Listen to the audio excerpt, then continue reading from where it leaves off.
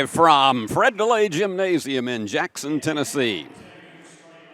Flow Sports proudly presents Gulf South Conference basketball. And this afternoon, it is a doubleheader. It's an afternoon-evening doubleheader. But this one is the girls' end of it. The women of Alabama Huntsville are in Jackson to take on the number 6 ranked Union University. And the ladies in black and blue are being introduced on the court right now.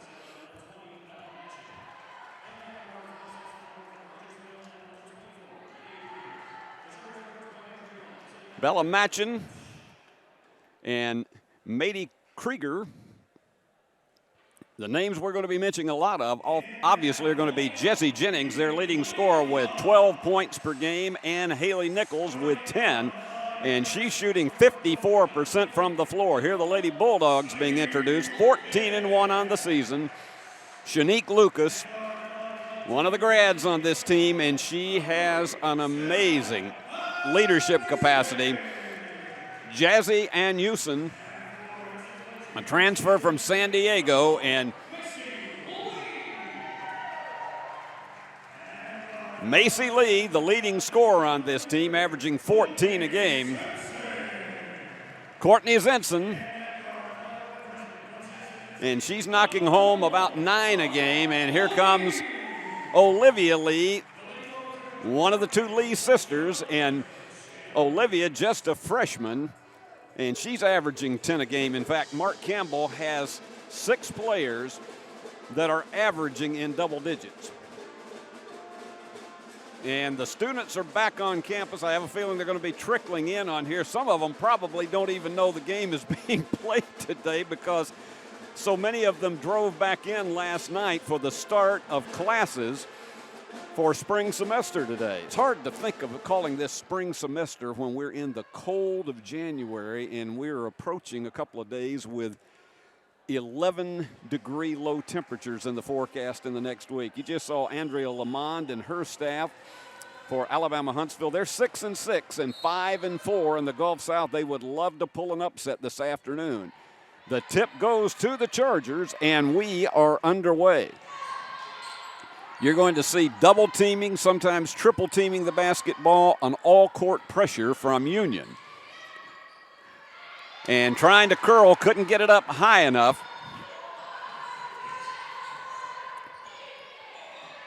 Union, if it is hot from behind the arc in the early going, and they get out to a 12, 15 point lead, it becomes very difficult for them to take it all the way. It's going to be Union ball once again. Macy Lee took it on the inside. A big key is if they can defend against the 3, namely UAH, defend against the 3, and also force Union into rushing layup shots like you just saw from Macy Lee. And there's a big bomb. Zinson has the iron go unkind, and the rebound comes off to Hughes. That's what I'm talking about, that all-court pressure. It's going to be there all game long, and that was a late call, but it's a 10-second violation. There were some people who were looking around and thought Zinson was going to be called for an over-the-back foul, but instead it was a 10-second violation. That can happen multiple times during the game when you face Union's relentless pressure in the backcourt. This is Anusin. She's more of the dish-off kind, and she dished it, and the water didn't work. So Union with a turnover. Jazzy will go to a bounce pass from time to time. That is increasingly becoming almost a dinosaur in college basketball because of the way the defense is played. So we've gone a minute and a half, and there's no score, and taking one right to the throat.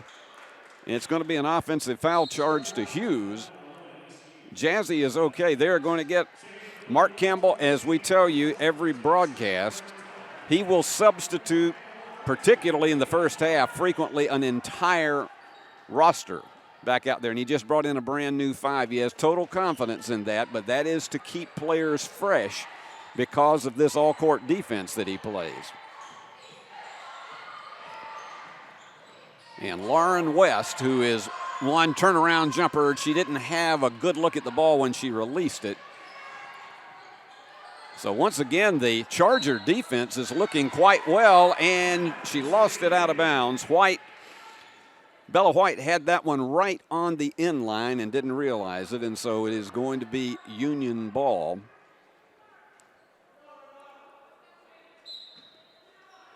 And Brooke Hampel to toss it in. We try not to introduce everybody that comes in. Big bomb three. That time it is there. If that young lady is hot, look out. Lauren West with a big three. She is a streak shooter, and when she gets on a roll, she is very difficult to stop. This is Andrea Lamont's 10th year at the helm of the Chargers at the University of Alabama in Huntsville. Nice job of putting the fake, and she just outmaneuvered Callis and connected. The other thing that is critical for the Chargers, and taking it all the way home down the lane, is Brooke Hampel. The key for the Chargers is for their defense to attempt to hold Union as much under its 97-point-a-game scoring average as possible. If they can keep the game in the 70s, they feel they have a genuine chance, even though this is a team that only scores on an average of 62 a game. But they are, and that one's traveling. Took a step before she moved in for the shot. So Hayla Madel called for traveling. It's already the fourth turnover on the Chargers. Shiley Morrison, an excellent ball handler, and she's almost like a coach on the court. She can pull up for a three, and also she can fire the big bomb. And here is a big bomb for Leah Cauble. It takes a rhythm for this Union team from behind the arc, but boy, when they start feeling their confidence, they are incredibly difficult to stop, and there's another turnover.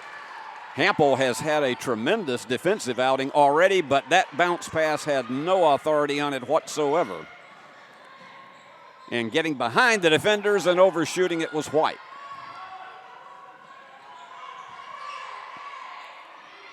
Big bomb, just off the iron, but Hampel gets the offensive board. And she decides to bring it out of the paint, and we got a whistle away from the ball. And Mark Campbell is going to bring back another 5. And this is the original 5 into the contest. This Lady Bulldog team shooting 47% from the floor.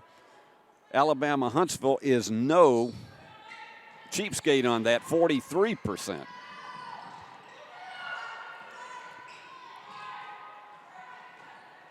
And they maneuver themselves beyond that.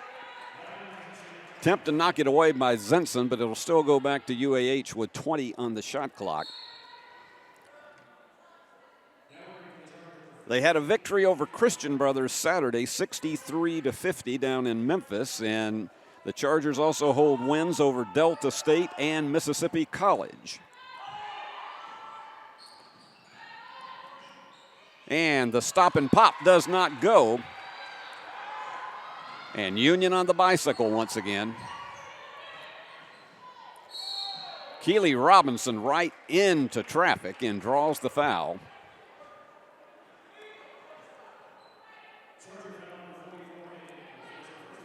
And that one's on Shauna Fletcher. That'll be her first. He said 44 instead of 14, so that one is charged to Haley Nichols. Big long bomb by Macy Lee, not there. There are sometimes, particularly in the Valdosta State game, that it took her some time to get warmed up. Union's only loss of the season. Wide open is Lucas. Just too much on the iron, but they go back for another one. 2 opportunities, and the Lady Bulldogs 2 out of 7 here in the early going. And that's good news for the Chargers, because if they can keep them from getting those barn-burning shots from outside, then they have an opportunity in this one. They tried to lob it wide, but they didn't get it into Nichols, and so it was picked up by Zinson. They had numbers for a short while. They were picked up going for another bomb. That was, again, outside the range for Zinson. So Union is looking like an Amana side by side, and here goes a steal, and Houston, she's going to think about dishing it off, and she does, and Lee is fouled. Little bit of hesitation on dishing that ball off, and we'll have timeout. The free throws will be right after these messages.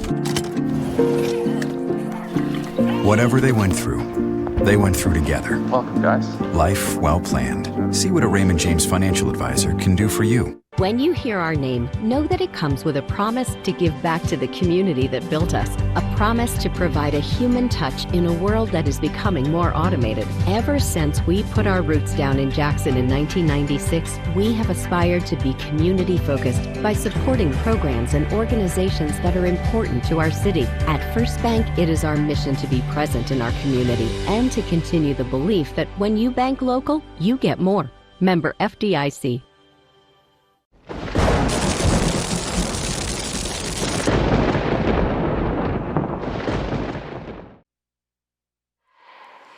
Mark Campbell trying to settle his team down a bit. They're up 8-2, but they haven't been in a rhythm, and particularly with their outside shooting. 2 out of 8 for 25% and only 27% from the field in general. Alabama Huntsville 1 out of 5 for 20%. Union the edge in rebounding 7-5 as we've got 4:19 remaining in this first quarter. There is the Union University pep band. And they always add a lot of atmosphere to these contests. And there are some students that I know are still getting moved into the dorms here this afternoon.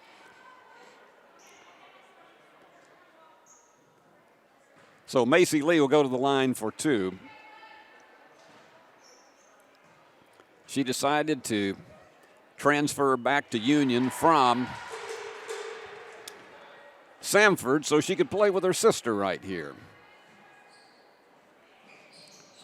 And nails both of them. Not even a movement with the net.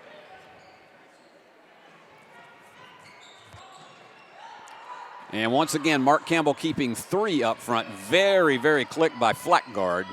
And underneath, just not getting the angle high enough on our bank was Nichols. And here come the Lady Bulldogs. Just enough time to stop and pop in, just short for Zinson.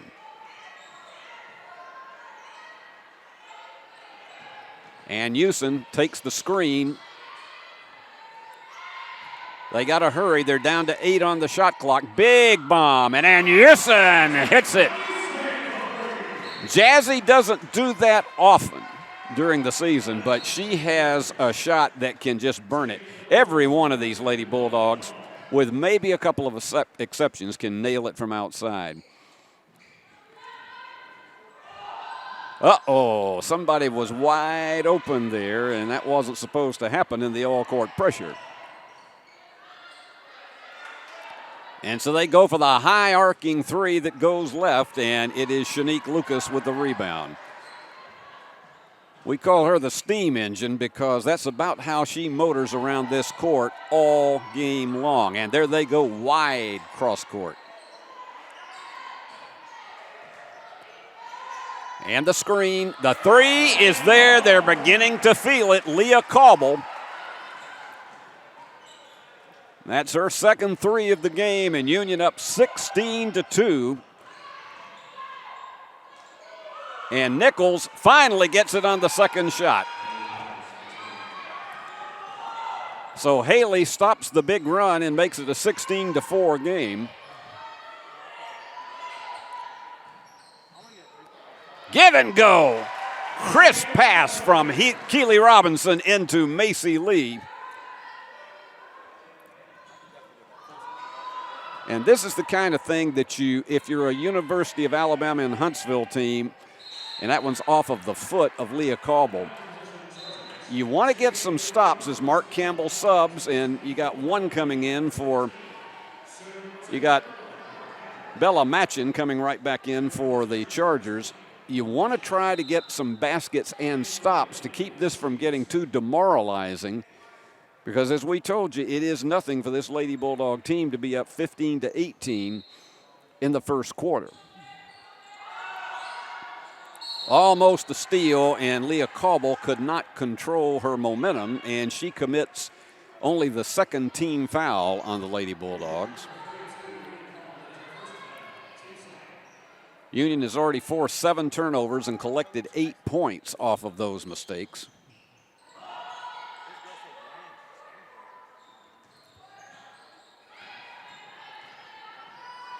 And they go to the corner. They have not been able to get open for good looks at three-point shots. In fact, they've only put up 1 from behind the arc. Now they're under 10. They go for one and did not get the friendly roll. Let's see who's going to scramble to come up with this one. Alternate possession is going to go back to Union. As we get close to the 2-minute mark, Andrea Lamont, she and her husband Graham have 2 sons, Jackson 8 and Riggs 5, and I know they are very proud of their wife and mother for the talent that she has shown for so long, and there's some talent right there as Emma Callis nails her first 2. She had a big game here Saturday in Union's contest against West Alabama, and they're going to scramble it. That time the alternate possession will go right back to Alabama Huntsville.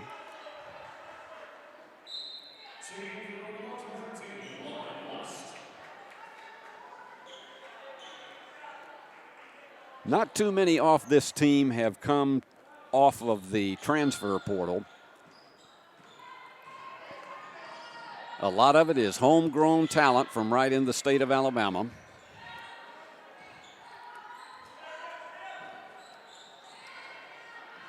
I'm trying to find some way to get open, and they put up the bomb and it rolls off. They are just not connecting. Shiley Morrison with the rebound after the miss by Matchin. And open very quickly for the 3. Lauren West, her second 3. She is rounding into form as one of the outstanding players in this entire conference. And as I say, if she gets a rhythm, look out. And that one rolls off again. And Hampel, there they're going to go. It's the speed and the foul. That Union speed and lobbing it on the run to Olivia Lee, and you don't know how difficult that is. 25-4 and an opportunity at a 3-point play.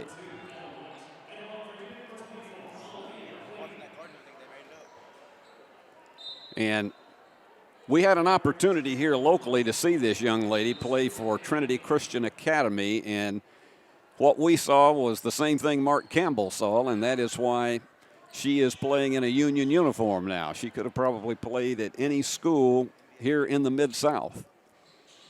And Olivia nails the 3-point play, and already Union has had 7 players to score from the corner, and that may turn out to be a 3-shot foul.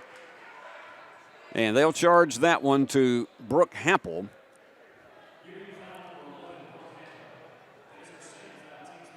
So going to the line will be Bella Matchin.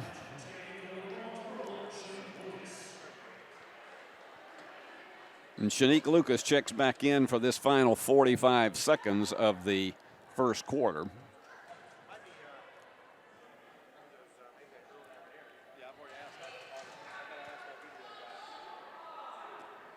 Gets the first one. This is one thing you like to see when you have a young lady who can draw the 3-shot foul, and she's particularly someone who can deliver from the free throw line, and Bella is a 91% free throw shooter. She's one of these you don't want to put her on the line if the game is in doubt late. So Shiley Morrison checks out. And the Lady Bulldogs cannot hold it for the final shot. And that one tipped away, and Union will play it with 23 remaining on the shot clock.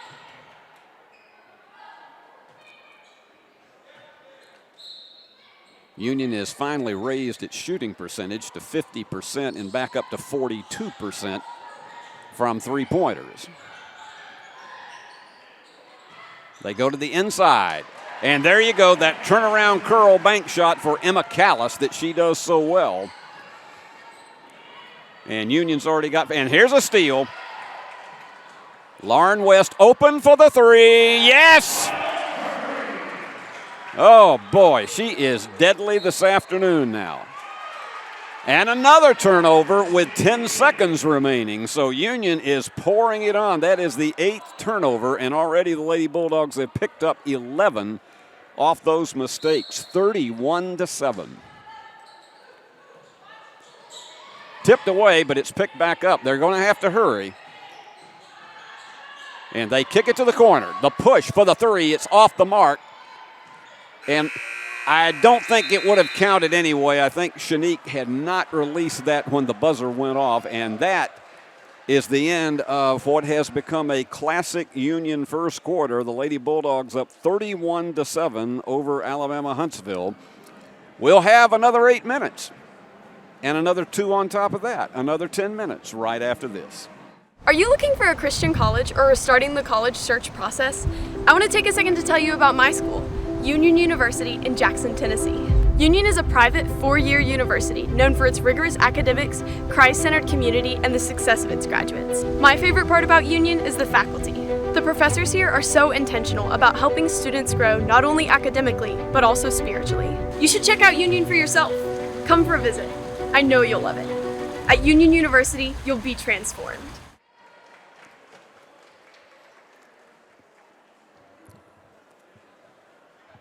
Well, this is one of those situations that when you are Andrea Lamont, you just have to tell your team, okay, let's stick to what we know, be disciplined about it, and not get panicky because we're down 31-7.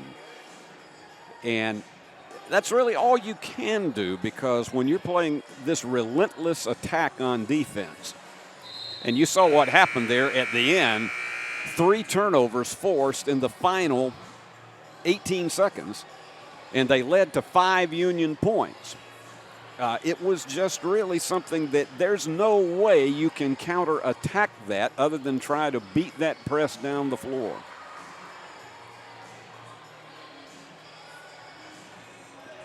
So Shanique Lucas will toss it in. This young lady is going on a mission trip to Rome after she finishes this year in school, and I'm telling you, she takes it very, very seriously.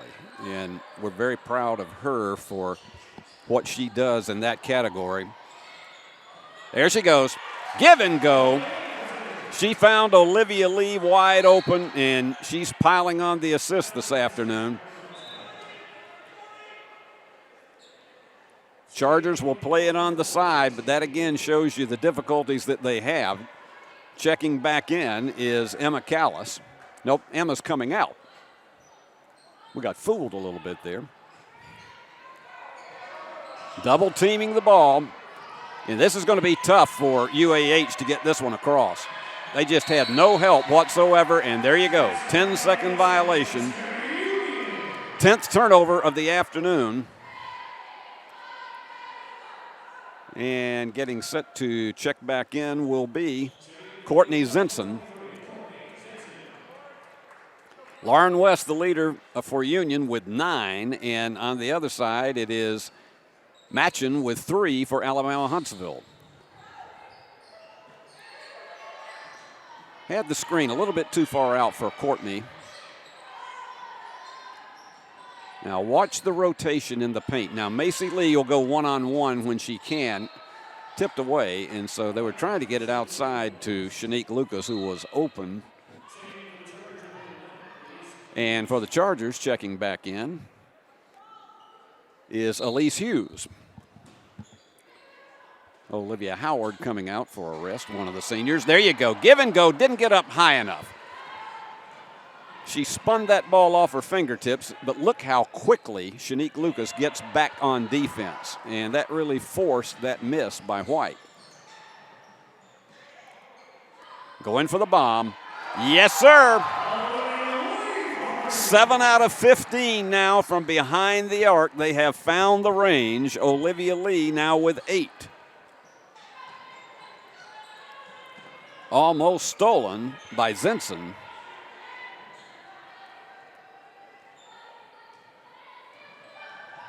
And they're trying. It is very difficult to get open on the inside when Union is doing a 2-3 zone. They just make it impossible unless you got somebody who's 5 inches taller. Now they're down to 3 on the shot clock, so this is going to have to be a desperation shot, and it's well short. Lucas gets it, moves it on the bicycle. The screen is there. The 3 is there. Macy Lee with 7. Timeout called by the Chargers, and Union, the first 8 of the second quarter. It is 39-7.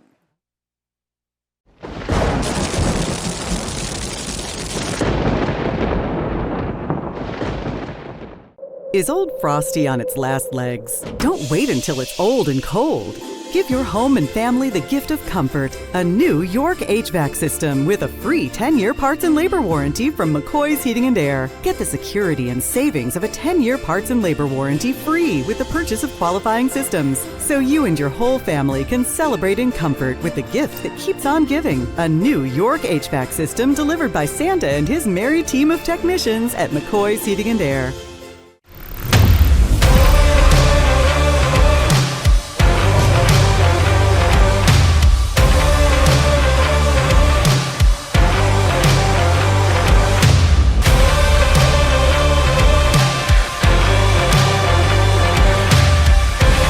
Dynamics Physical Therapy, your elite provider in sports medicine and performance. Now serving communities throughout West Tennessee.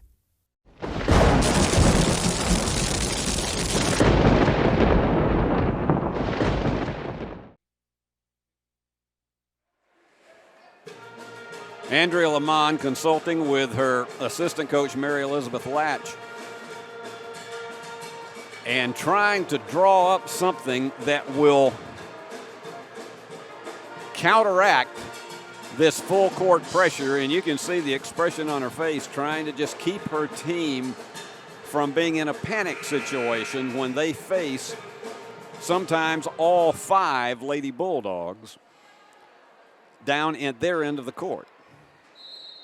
So she's trying to draw up certain situations and about how you move and maneuver to get yourself open. Union with the first 8 points in 1 minute and 45 seconds of this second quarter, and now up 39-7. And we never like to say game, set, and match this early in a contest, but unfortunately for Union's opposition, it has been very, very difficult to even make a scratch from behind at this point. The only team that has been able to find a way to do it is Valdosta State. And that double team, and it's the only way you do it is with speed. You just have to outrun them, and then on the inside, the turnaround is not there for Hughes, but she will go to the line for the foul. You have to try to do more. And the foul is called on Shanique Lucas. You have to try to do more to try to attack the basket and see if you can collect some fouls. And for a short while on Saturday, that was one of the things that was happening with West Alabama, is that they went to the free throw line a significant amount until finally Union said no more and began to put on the pressure, began to hit the threes. And here's the thing, after Union missed 2 of its first 9 from behind the arc. They are now 8 out of 16 for 50%.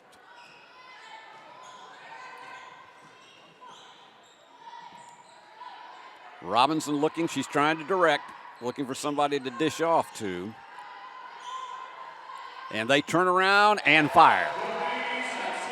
Courtney Zinson, it was a matter of time before she would join the scoring brigade, the 8th Lady Bulldog, to connect, and yet another turnover. Going again, high arcer, it is there for Macy Lee.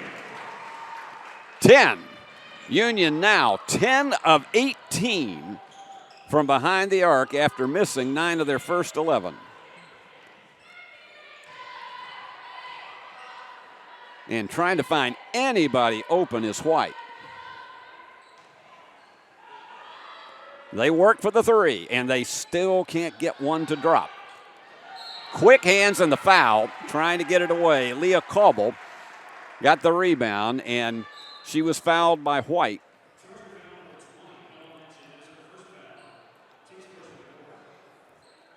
So Union in this first 3 minutes of the second quarter, 14-2, the edge. And there you go, wide open. Nobody was there to pick up Macy Lee, but they get the offensive board. And here you go on the other side. That time it's there. Leah Cauble. She has 9, and let me tell you, that young lady can get on a roll as well.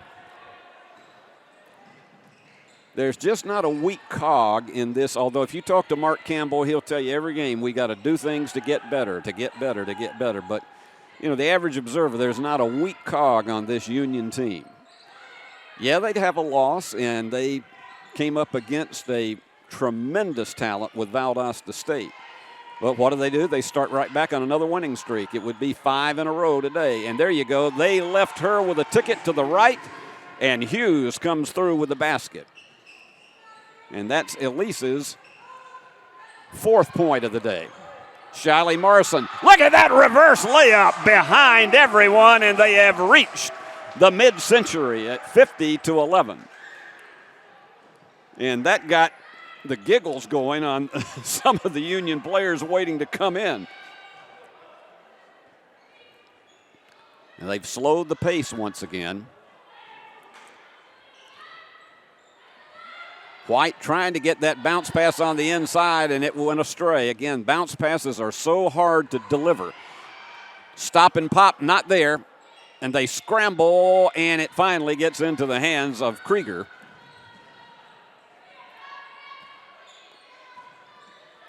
They manage it in 8 seconds to get it across. We're just about halfway through our second 10 minutes here, and the fall-away jumper is not there. Trying to scramble for it. Down to the floor they go. We got a little bit of a rugby scrum, and the alternate possession will go to the Chargers. And our good friend Cowboy Curling is doing his first job on the floor tonight. And we are under 5, and that should signify a timeout. I'm not sure the officials have been alerted to that. I think, nope, they're going to go on with the action. Supposed to be a media timeout there, but it didn't happen. And that one goes off the fingertips of White, so it is Union's ball. So they're not taking the media timeout at this point unless they consider the earlier one as such. So we'll continue on with it right here. Big bomb, high arcer that is short by Lucas, but she gets the offensive board as she so often does.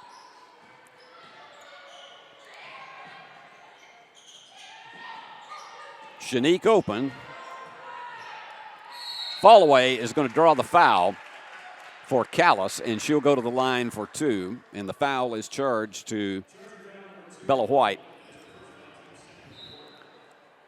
That's Bella's second. And checking in is Halem Adel.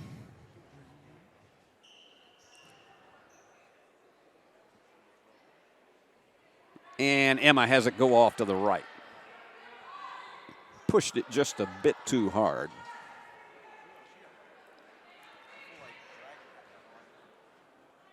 She's had her share of double-figure games, and Emma is averaging 10 a game this season.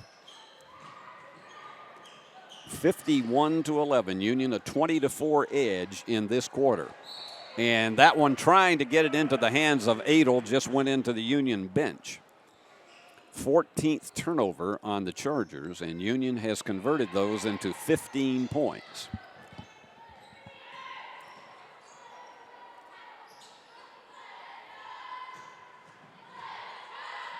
Tried to work 1-on-2, and instead they'll go with the turnaround. That left-hander just hung up on the lip in the rebound to Nichols.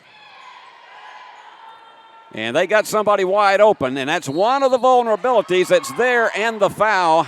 Hampel is going to be charged, and a chance for a three-point play for 8JAN. That is one of the vulnerabilities to the all-court pressure, is that you can sometimes go to sleep and you've got somebody wide open down at the opposite end, and that is exactly what happened. Valdosta State exploited that quite frequently with their speed and with the long ball down the floor in the one game that Union has lost. So this young lady from Gainesville, Georgia, goes for a three-point play and delivers. So 8JAN with 5 this afternoon. She is the leader for the Chargers. Look at that. Couldn't get it up. That was a case of Jazzy not being able to get it the angle right into the square, but Union's going to play it. Glad to have all of you aboard this afternoon on this rare Monday afternoon game. The jumper, and Shanique couldn't get it to fall. She still hasn't scored today, and 8JAN the rebound. They fire it long, and it is intercepted once again. And Jazzy for the three. Nope, she pushed it. And that's going to be off of Shanique Lucas's hands, and 3:24 remaining.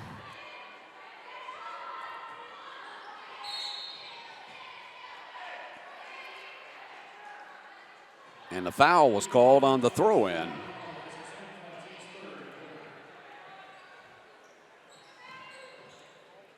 And that one went right off her foot. Jazzy, look at that play, and just dished it into Cauble, who was clobbered, but will go to the line for 2. That was a tremendous head fake. She looked completely away from where the pass was, and then delivered it and dished it into Cauble. So Leah to the line for 2 to try to get herself into double figures. And does. She gets this one, and she will be the game leader.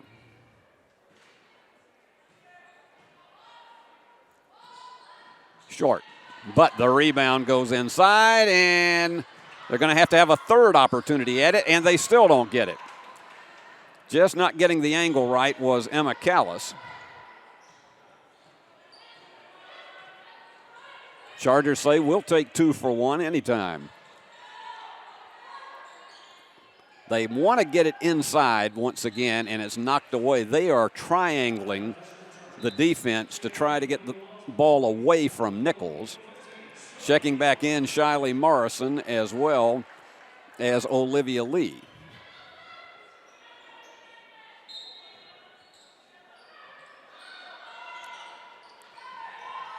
They've got 10 seconds to shoot.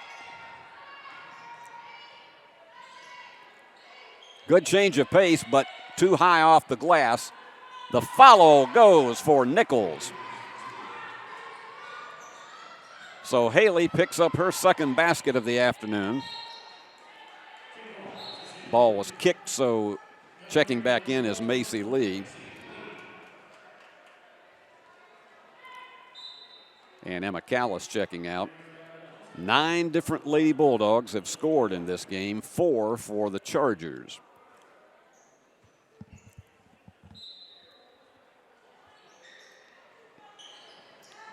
And you look around at the number of minutes that the Union team has played. You have only 2 players at this stage that have played even 10 minutes of the game. That's keeping everybody fresh. Look at that.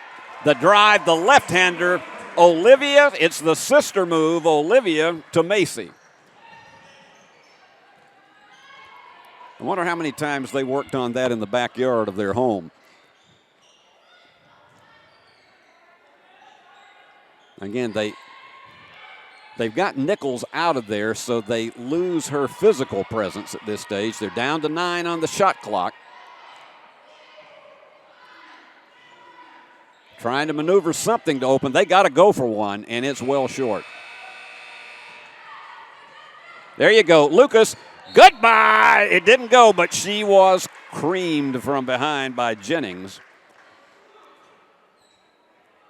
And Union today has done a good job on the 2 leading scorers of Alabama Huntsville.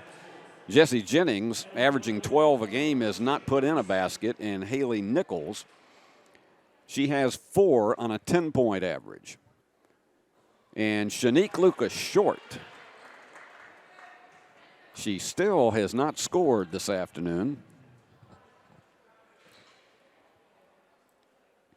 This young lady from Papua New Guinea gets her first basket of the afternoon from the line, and checking back in, Courtney Zinson.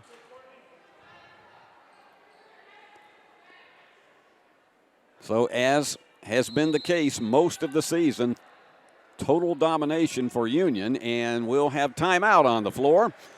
Lady Bulldogs 55, Alabama Huntsville 16.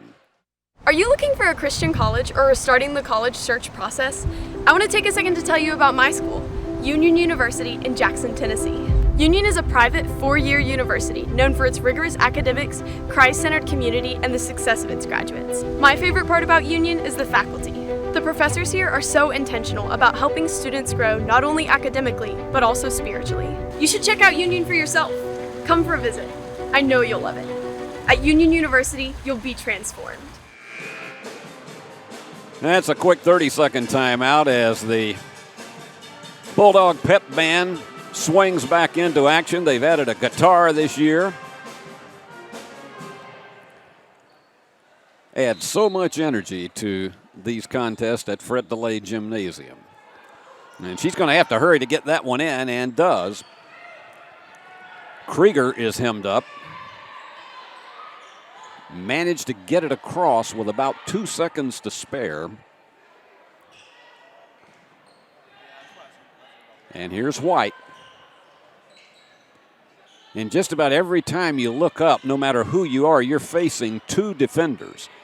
Turnaround just forced. Could not find the angle, did Howard. And on the drive, Lauren West is fouled. And that may put Union in the bonus. Yes, it will. So Lauren goes to the line for 2. She's only played 8 minutes in this game and has 9 points. And she could become the 3rd Lady Bulldog in double digits with this appearance. And does.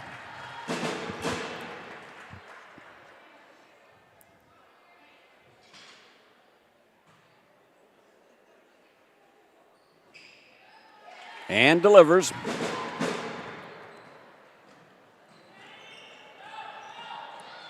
And trying to beat it with speed back down the floor as we get close to the final minute. Almost stolen. Union tipped it back behind midcourt, so it's not an over and back violation. But they have to hurry because they're down to 10 on the shot clock. They're going to have to put one up right here. And she did not get it off. A little bit too much dribbling on the part of Krieger. And she wasn't getting any help from someone to be able to dish off to. So that is turnover number 17 in the first half. And Union averages forcing 30 turnovers a game on its opponents. And it's Shiley Morrison. Nope. Iron unkind, but right there to follow through. Courtney Zinson. Second chance opportunities are just so huge for this Union team. And you can see why they are the number 6 team in Division II in the nation. The block is right there. They're going to have to hurry. I don't know if Shiley knows how much time is left. She's going to put one up. Whoa! Well, she gave every bit of upper body strength that she had. It did not drop, but that forced another turnover that you add to the ledger in this one. And when you see this, when we show you this at halftime after we have our commercial messages, you're going to be amazed at the turnover margin and also looking at the edge in points off turnovers. It is just, it's mind-boggling. Right now, let's give you, as Mark Campbell and his assistants examine the key points of the first half. Let's give you our scoring totals. For the Chargers, Halen Adel with 5 points. She is their leader. 4 each for Elise Hughes and for Haley Nichols, and 3 for Bella Matchin. For Union, as we talked about, and this happens almost every game, they have 10 of the 11 Lady Bulldogs who have played have scored. And ironically, the number 2 scorer for Union, Shanique Lucas, has only scored a free throw in this first half. They're led by Macy Lee with 12, and she has 2 3-pointers amongst that total. Lauren West with 3 3-pointers has 11. Leah Cauble has added 10, and I mean, she's just a tremendous bench player for this Union team. And then 8 for Olivia Lee. And that's how it all strikes out there. The Lee sisters have come up with 20 of the 59 points for Union at halftime. So it was 31-7 at the end of the first quarter, and Union with a 28-9 edge here in the second period. And the Lady Bulldogs are on top of it right now, 59-16. We'll be back after you visit with some very important people, and those are our sponsors who we are certainly happy about because they make these broadcasts possible right here on Flow Sports. Visit with them, and then we'll come back and we'll give you the team statistics. Stay with us.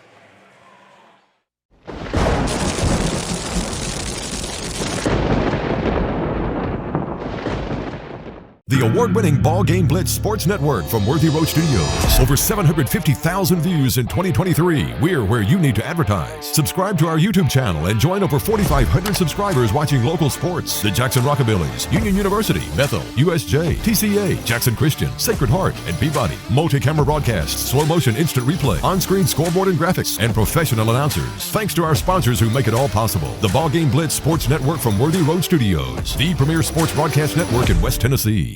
Can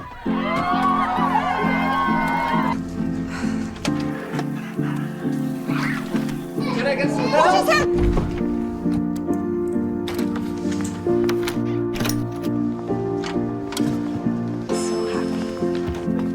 Oh.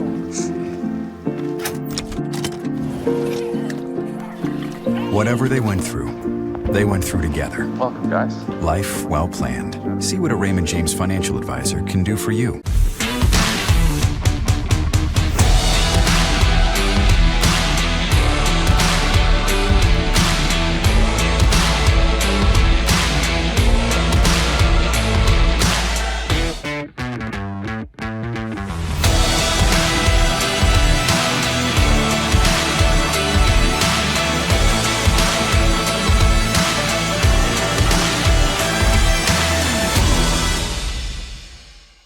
Are you looking for a Christian college or are starting the college search process? I want to take a second to tell you about my school, Union University in Jackson, Tennessee. Union is a private 4-year university known for its rigorous academics, Christ-centered community, and the success of its graduates. My favorite part about Union is the faculty. The professors here are so intentional about helping students grow not only academically, but also spiritually. You should check out Union for yourself. Come for a visit. I know you'll love it. At Union University, you'll be transformed.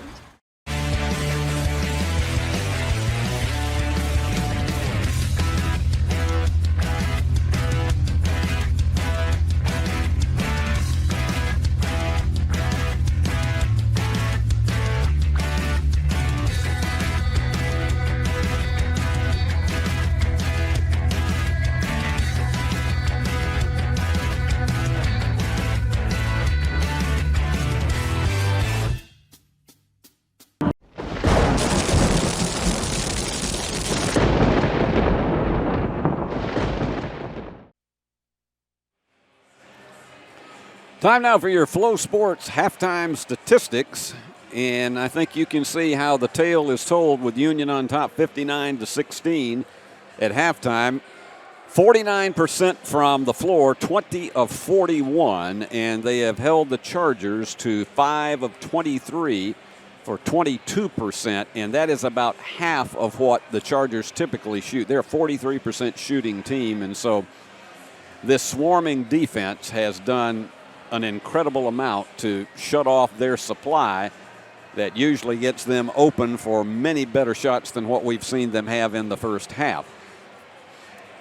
In three-pointers, now Union missed 9 of its first 11 from behind the arc, and then they decided to go to work. They are 11 of 24 for 46%, so that shows you the huge change from the point early in the game when they were at 18%, and they've raised it there. The Chargers have tried 5 three-pointers. They haven't really had any good looks, and they've missed them all. Free throws, Union 8 out of 11 for 73%. Chargers 6 for 6 for 100%, and that's the bright spot for them because they have not missed one. And then let's take a look at the rebounding edge. Union, many second and third chance opportunities at points, 26-14 the edge, and in offensive rebounds, it's 11-3. So that shows you where the second and third chance opportunities are coming. But now here's your big defensive category. Lady Bulldogs have only committed 3 turnovers of their own, but they have forced 17 on the Chargers. And that has led to 18 points for the Lady Bulldogs out of their 43-point lead. The Chargers, unfortunately for them, they have not been able to convert any into points. And this is not a unique statistic in Union basketball games because typically on the season, this is where you have most of it develop. Union with 30 bench points as well, and it has just been a domination. That's all you can say about it. And the key thing for the Chargers is not to become totally demoralized, but to come out with a second half and particularly a third quarter where they can make it more respectable. It would be, shall we say, the closest thing to a modern miracle if they were to overcome a 43-point deficit. But to have this become just absolutely a game that has at least, they can tighten the deficit at this point and have an opportunity to make it at least more respectable than what we see right now.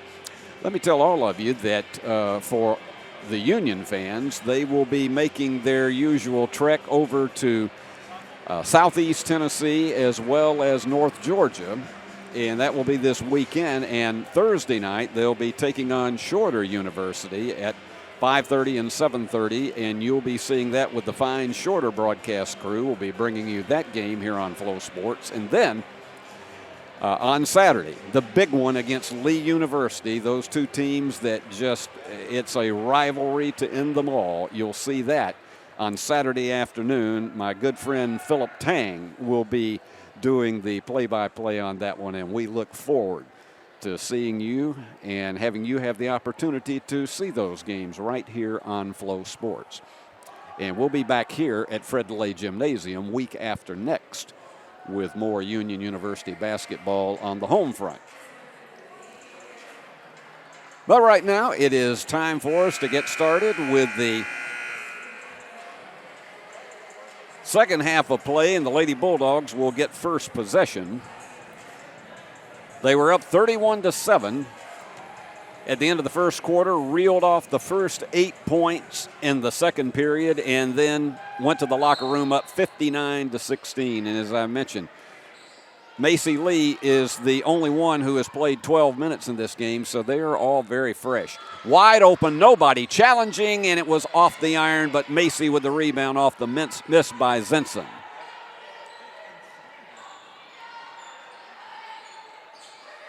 They're keeping it wing left this time. There you go. Give and go. Bounce pass goes inside to Shanique Lucas. That's a play they work on regularly. And they have topped the 60 mark.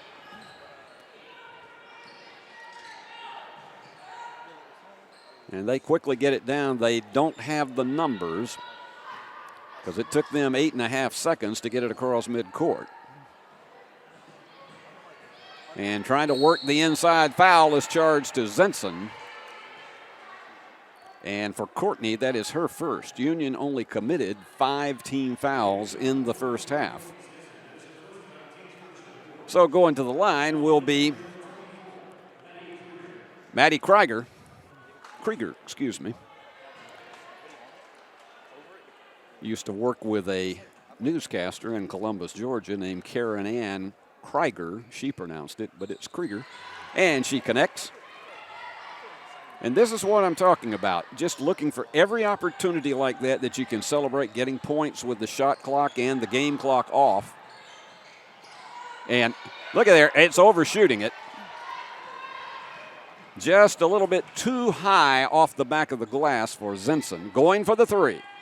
And that one goes right for Machen.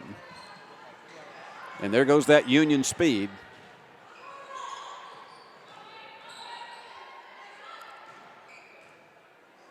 Almost taking that step before she went in. Now the big bang, and it's not there, but the rebound comes off to Shanique Lucas. They'll bring it back out front, and Macy Lee does not connect. A third opportunity for Union. Olivia's going to take it down the baseline, and the hook is there. Olivia Lee in double figures with 10.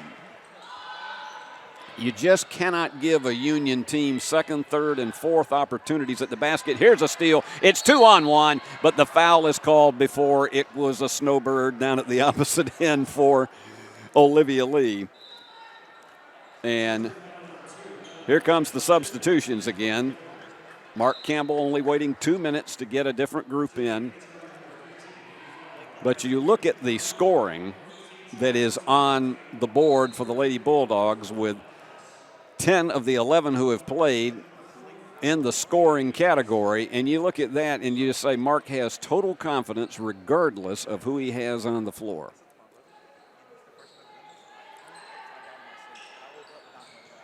$18 turnovers for the Chargers this afternoon. Hampel is trying to work one-on-one, does, and forces it home. There was just nothing that Adel could do unless she committed a foul. And look at the speed in picking them up on defense. Nichols was trying to sneak underneath, and instead, Chargers cough it up. And Lauren West. Now, is that going to be... It's not going to be a foul involving Lauren, I don't think. I think that one's going to be on the rebound, and Union will play it underneath. Did not look like a connection with Lauren West that would lead to a three-point foul. Checking out of the game is Hughes. And screen perfectly set, but not being able to come up with it. And the hook does not go for Hampel. But still giving Union 2 opportunities at it, and that double team, and look how fast they rush after the ball, and another 10-second violation. That is the 4th of the game in which the Chargers have not been able to get it across midcourt. Another category, Union 24 points inside the paint today to only 10 for the Chargers. Look at that one. And open for the three. Well, she extended high, but they get the offensive board, and Hampel can't get it to drop. Nice job of defense on the part of the Chargers to deny both of those opportunities.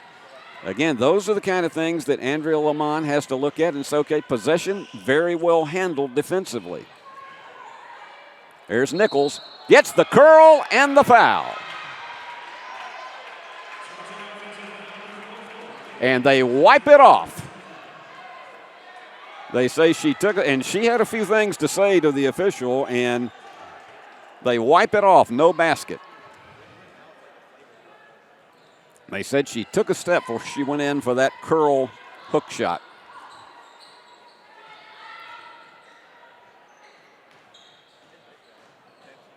And on the inside, that turnaround for Callis gives her 7. Union by 49. It's almost your worst nightmare to look up at the scoreboard, and that's one thing you just have to tell your team don't do. Jumper off the back of the iron, had to rush it, did flat guard. Big bomb from the corner. Yep, she went too far left. We could see it when it left Lauren's fingertips. And a little bit of a bump, but could not get the angle right on the back. The geometry is just not working for the Chargers this afternoon.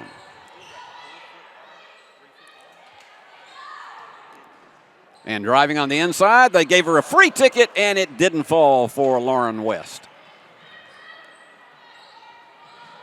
They got a 2-on-1, and Hughes is going to get this one. Nichols connects on this one to give her 6.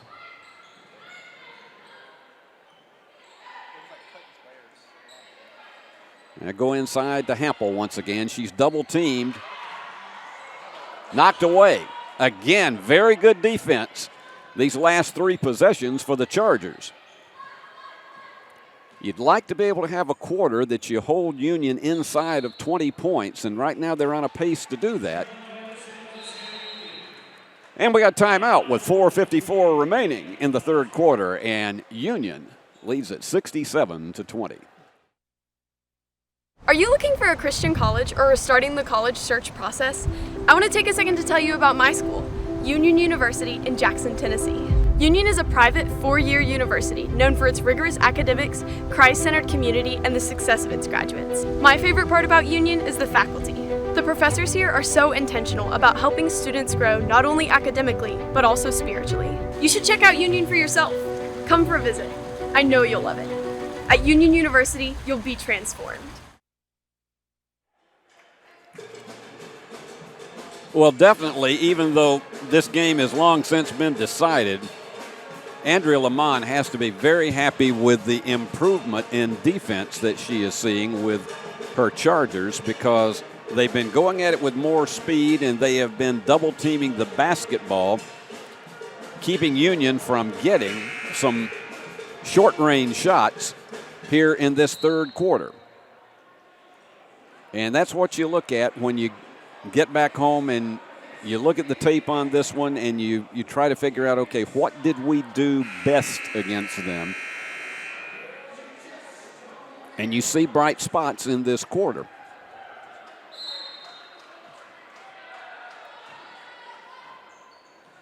Jazzy Ann Houston, she is a workhorse for this Union team.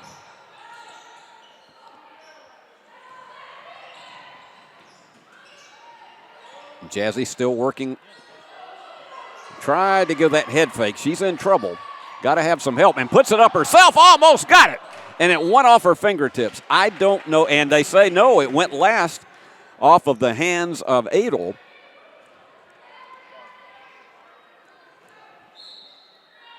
I don't know how Jazzy got that shot off. And firing it up hard was Macy Lee. And, boy, they're over there to get her very quickly. They were... You see somebody tumble like that, and you can always think, is it an ankle or is it a knee? No, it is not, but she'll go to the line for 2. That's something that the Lady Bulldogs could ill afford to see, is something to slow down their top scorer. And she connects. Macy, the game leader, with 13. Union with 4 players in double figures. Olivia Lee, her sister, Lauren West, and Leah Cauble.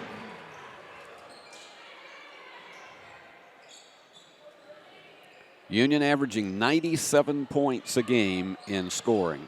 The top scoring Division II team in America. And they're on a pace for that again this afternoon.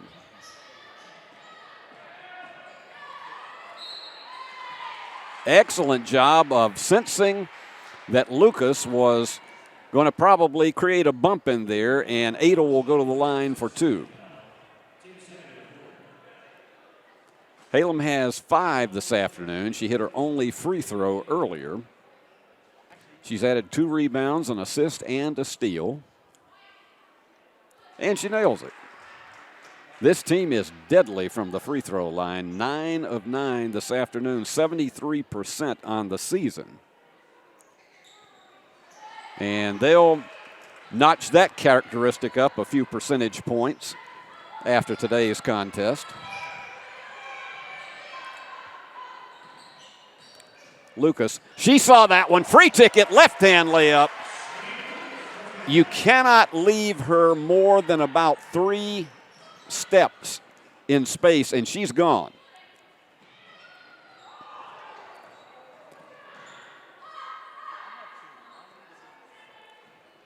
And again, they're going to work the perimeter and then into the paint and going to the deck hard, and that's going to be right back into the hands of UAH.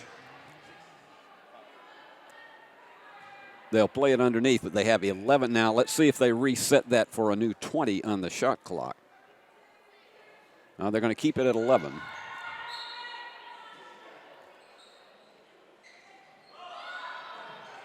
They had to go almost back to midcourt to get that one in. Now they have to hurry down to 5. And Keely Robinson. And a beautiful job of navigating the paint for Adel. She just went right over Keely Robinson. Nicely delivered. And there you go. Robinson, instead of going to the basket, which she probably should have done, tried to go outside to Shanique Lucas. But Union will play it again. Keely had a ticket that probably would have drawn her a foul if nothing else. Approaching the 3-minute mark in the third period. And going to the deck hard is, let's see who that was. Regardless, it's an offensive foul on Shanique Lucas, and that's her 3rd. Now, ordinarily, if that happens in the third quarter, if you're Mark Campbell, you'd be worried if this was a highly contested game, but he has no worries about leaving her in here at this point. The leadership that young lady presents is just amazing. And the shot doesn't bank off high enough, and the foul is on Zenson. Excellent offensive board. And this is what I know everybody likes to see about a team like this. It's frustrating being down 47 points, but the key is to see this team continue to scrap. And that is there for Jennings. And for Jessie, that is her first point of the afternoon. She is the leading scorer on this UAH team. 12 for 12 they are from the free throw line this afternoon. And another factor that you have to look at, and Anna McCready checks in for Union. She's another one of the post players that. But another thing for UAH is they have held Union to 12 points in this third period of play. Again, another bright spot. Zenson's going to try to drive the baseline. They're down to 12, and Lucas high off the mark. And the three-point shooting has somewhat cooled off from what it did in the first half when it was at 48%. They've got a wide open shot and the 3. That's the first one of the afternoon. And Adel is in double figures with 12. That curl too high. Yeah, Zenson just couldn't make it happen, but Shanique Lucas, there you go. You're not going to stop Macy Lee on that give and go. You have to keep staying alert with this Union team. And that is 26 points off turnovers this afternoon.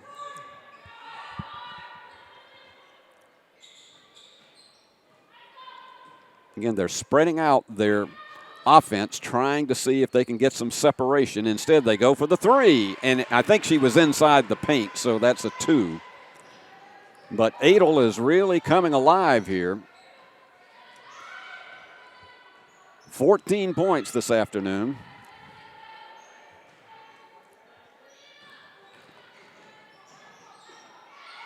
And it's Zinson. And it still won't drop, and the rebound comes off to Howard. As we're down to the 1 minute mark, and that's the 24th turnover of the game. There you go. Jazzy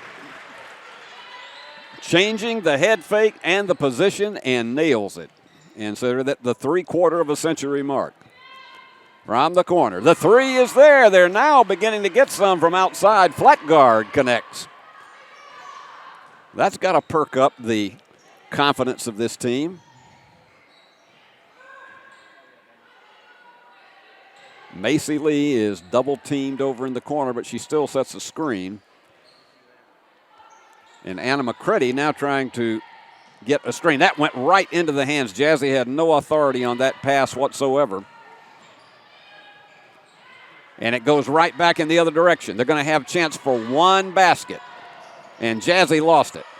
Now, this is, shall we say, not something that you want to see. And Anna McCready will draw the foul with 3 seconds left. The last 30 seconds or so have not been anything you want to put on a highlight reel to show younger players. And for this final 3 seconds, Mark sends in a high-level group of shooters that are capable, if they are able to get it back down at the opposite end, and Jessie Jennings to the free throw line. And she gets the friendly roll, 13 for 13 this afternoon from the line.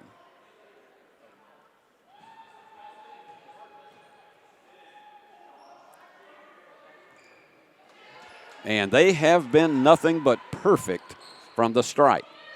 So she's going to have to put up a bomb. Not quite there, but you didn't expect it to be. So it was a very respectable third quarter. In fact, in total points, it was a 20-16 edge for Alabama Huntsville. They still trail 75-36, but playing with much better proficiency. We'll be back with the last 10 minutes after this.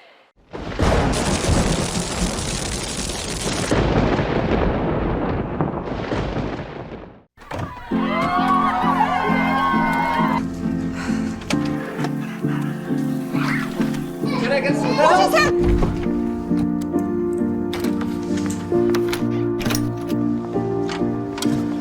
So happy. Oh.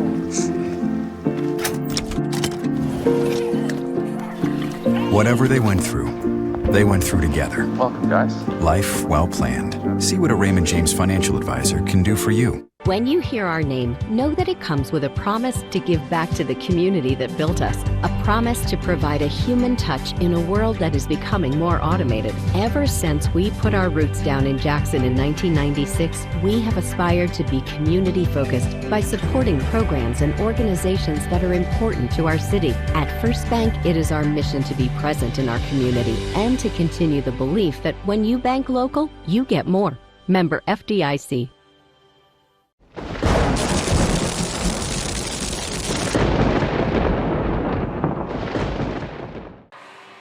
Well, for Andrea Lamond and her Chargers, the positives to look at today, 14 for 14 from the free throw line. And when you're in tight games, that has to be a huge plus as Union plays the first possession of the final quarter. And we'll get to some more of those totals in just a minute. And that pass was right in the middle of defenders, and so a turnover for Union, the 8th of the contest. Things like that they have improved in, but Chargers give it right back up at the opposite end. But also, Halem Adel, 7-point average on the season. She's got 14 today, 5 of 7 from the floor. So this team has not quit by any stretch of the end. She's going to have to get somebody to come to her. Down to 10. And I don't know if Shiley Morrison realized it. Now they're going to go for the bomb. Short. Leah Caldwell couldn't make that go. And they're getting at a point right now that it seems like that perhaps they've been out there. Another turnover forced. Leah was calling for the ball very quickly. Instead, going for the bomb. No. Air ball, but quickly over to get that rebound is Shiley Morrison. And goes for the three. Yes! Well, that ended about a 3.5-minute string of no points for Union, and they are close to topping the 80 mark.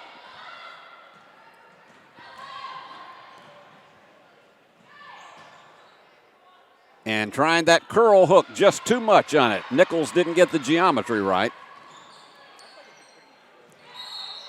And traveling. They say that Shiley took a step before she planted herself to go for the three. 9 turnovers for Union, 27 for Alabama Huntsville. The Lady Bulldogs have picked up 32 points off turnovers to 4 for Alabama Huntsville.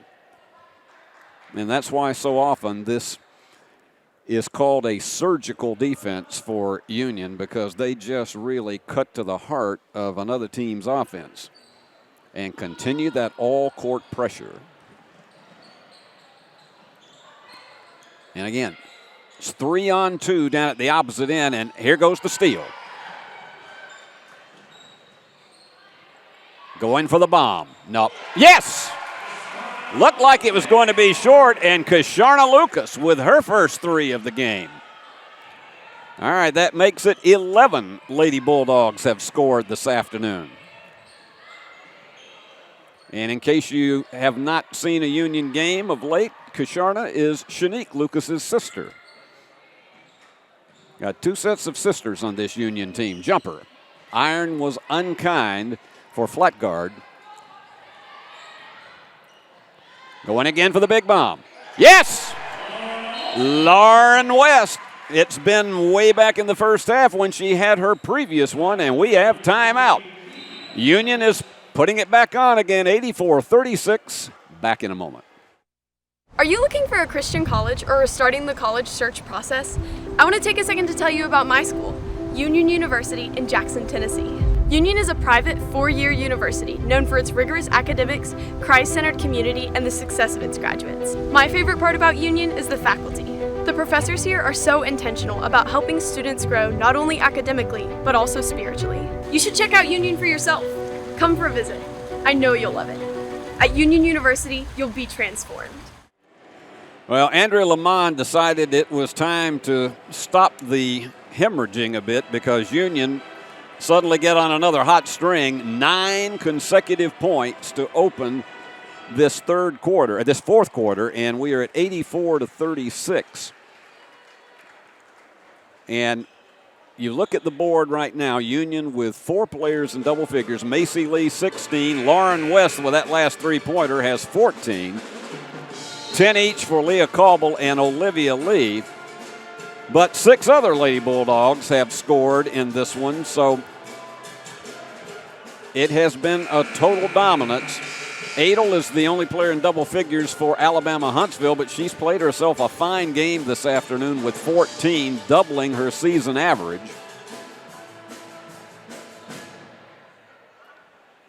So to toss it in is Bella White. She's one of the freshmen on this team. She goes 5'8". Again, they're trying to get it, if they can, to Nichols as much as possible, because she has that physical presence down in the paint. And that's where they're going there, and it was too long. Traveling was called. Now, frankly, you can't lay that one on Nichols, because all she could do, that pass was too extended, and she just couldn't do anything but take that step out of bounds. Union playing its traditional offense. Again, looking for screens, and they're spreading them out once again. You'll see them crisscross in the paint. Big bomb. Nope. And the rebound coming off to White. It's going to be a foot race, and the turnaround is there. Nicely handled by Matchin. She has 5. The Union quickly down the floor. And there you go. That right-handed push layup nailed in for Emma Callis. She has 9. It's been a quiet 9 because it's been all over the quarters. Anna McCready checks back in, and Emma's going to go out. Union 45% from the floor this afternoon. Rebounding edge of 38-25. And you got to believe that the Alabama-Huntsville team would at least like to try to get to 50 this afternoon. Puts the bank up high and in. Hughes with 6.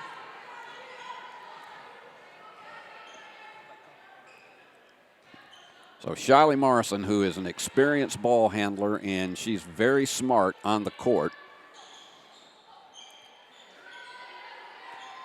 And West, who is she is deceptively strong out there. Jumper, McCready connects.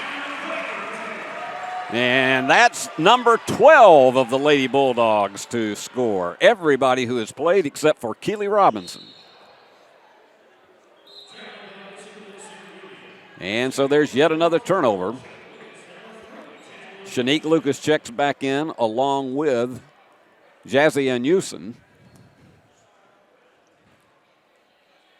And if you're also the Charger team, you want to do everything possible to keep Union from hitting that century mark, which they have done 9 times this season. Right down the lane. I think they called that, or did they give her the basket? Yes, they gave her the basket. So Brooke Hampel with 6, and she sensed the defender. She had that lane open. They weren't challenging, and she goes down the line and a chance for a 3-point play.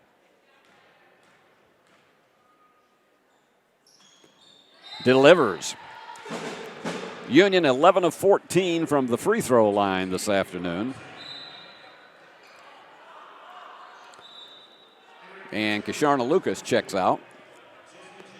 Jennings comes back in for the Chargers.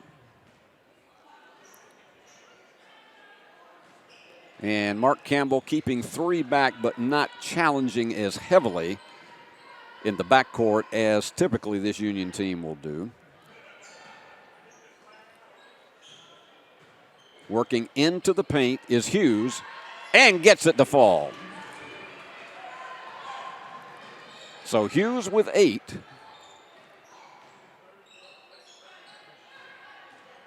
And they work it inside the paint again. Look at that drive. It's not going to fall.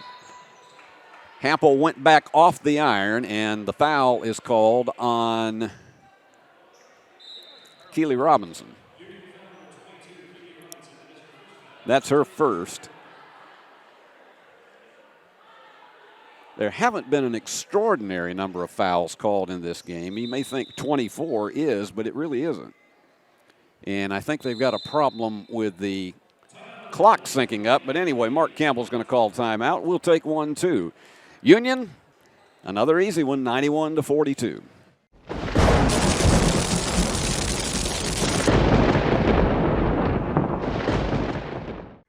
Your life. Your home. Your business. Your future. Focusing on you, West Tennessee Bank strives to serve its clients in every season of life. With vast experience in personal and business banking, we take pride in guiding you through significant events. At West Tennessee Bank, we help you realize your dreams. West Tennessee Bank is a division of Decatur County Bank, equal housing lender, member FDIC. West Tennessee Bank, focused on you.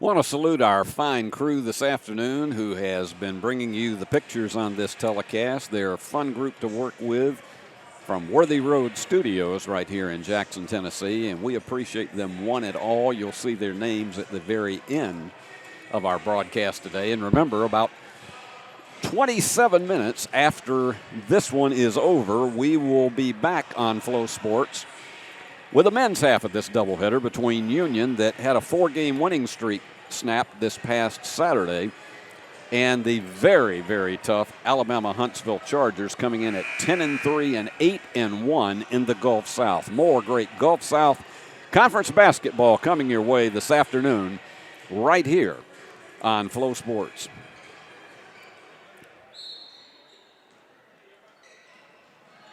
And Union back to the all-court press once again as we're under 5 minutes. And they just barely salvage it. Jennings managed to keep it in play. And here goes the steal. Here goes the steam engine. Toot, toot, and down the stretch she goes. You cannot stop Shanique Lucas when she has that kind of a head of steam going. Jennings going to try to force it home and can't get it to go. And got a jump ball, and the alternate possession will stay in the hands of the Chargers.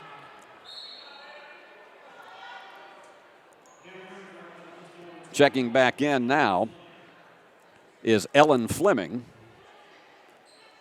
And she's a 5'10 junior from Chelsea, Alabama.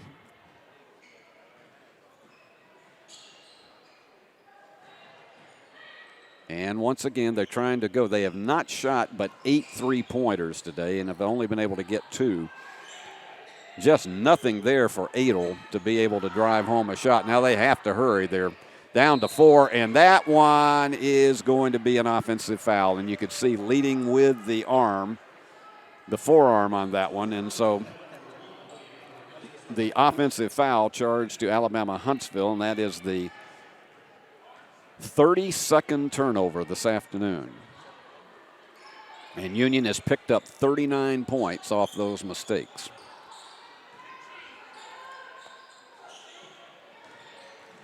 And Houston dishes off to McCready, who will try to set a screen. And not enough on it for Shanique Lucas. Needed about one more circulation on the ball to get that one there. And Robinson, the quick hands, they've got numbers. Here is Jazzy for the basket. Jazzy with 7, and that is now 41 points off turnovers. They had 47 against West Alabama.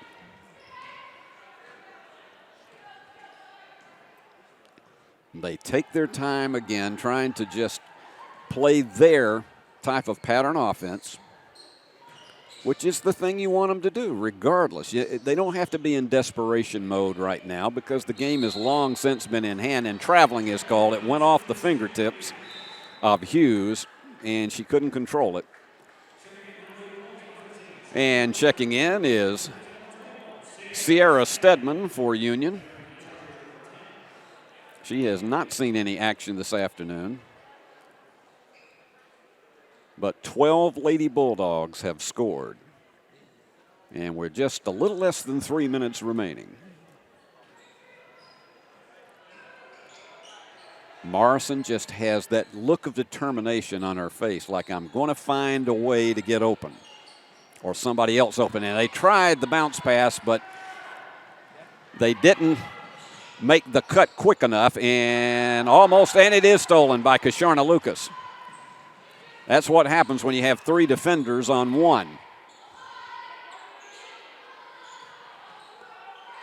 Robinson looking for somebody to cut. Shiley Morrison, no. And White with a rebound.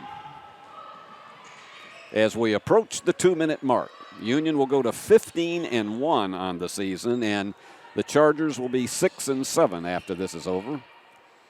Turnaround just would not fall for Adel.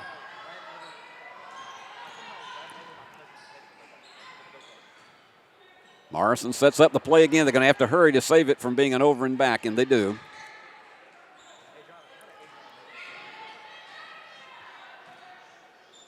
We get down to the minute 40 mark. Less than 10 on the shot clock. Well, somebody's going to have to put one up here. And that was all they could do, was a sense of desperation. That was just a left-hand floater that went from the corner by Kasharna Lucas. So Stedman working against Adel. And they did not get the lane open for long. That's going to be charged to Keely Robinson. That's her second. But that's only the third team foul, so they'll play it underneath with 1:18 seconds remaining.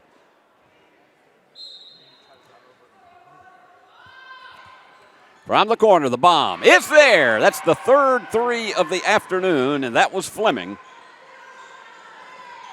So Ellen gets her contribution in this afternoon, and she is the 8th Charger to score. On the inside, Zinson gets it. So Courtney with 7. And trying to go down, and it's too high off the glass. And it's going back to Union. Lady Bulldogs have forced 35 turnovers this afternoon. That's ahead of their 30 averaging for the season. They've got to put it up one more time.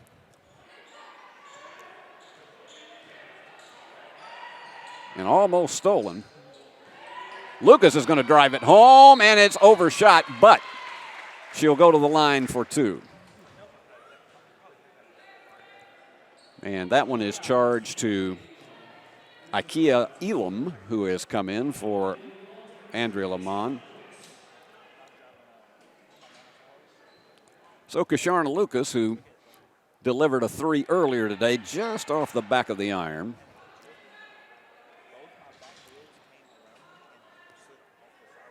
And after, as Mark Campbell would say, losing the third quarter, Union came back with a renewed sense of energy in this fourth and final period.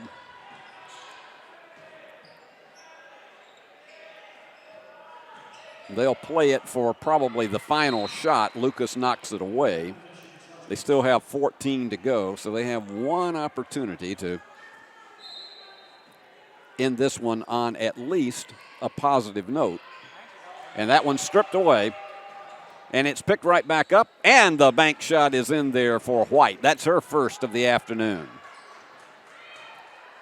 And Union's just going to hold on to it, not put another one up. Game, set, and match. Lady Bulldogs with a 22-10 edge in the fourth quarter, win it 97-46. To go 15-1 on the season and 9-1 in the Gulf South Conference, with that big showdown lurking next Saturday in Cleveland, Tennessee, against Marty Rowe and his Lee Flames. For Alabama Huntsville, they fall to 6-7, 5-5 in the Gulf South.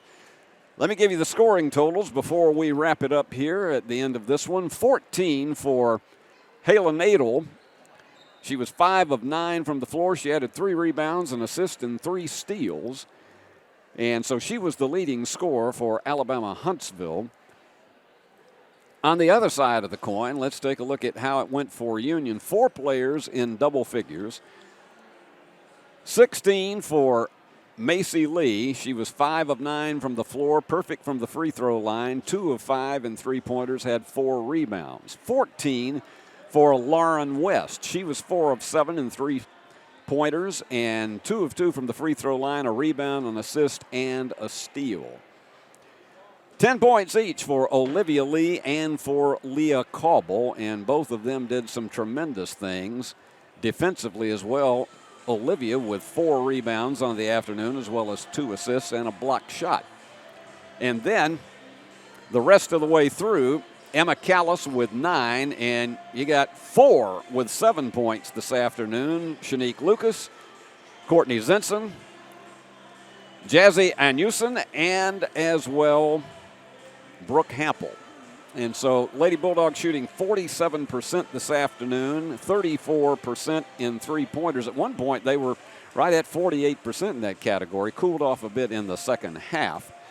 And the big category once again, they out-rebounded them 40-30, but the big category this afternoon once again, turnovers. They forced 36 turnovers on the Chargers and converted those into 41 points on the afternoon in a victory that was by 51.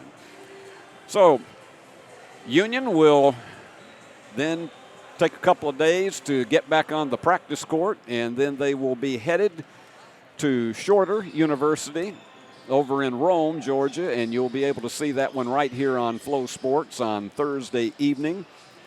And Alabama Huntsville with a Thursday night date as well that you'll see here on Flow Sports.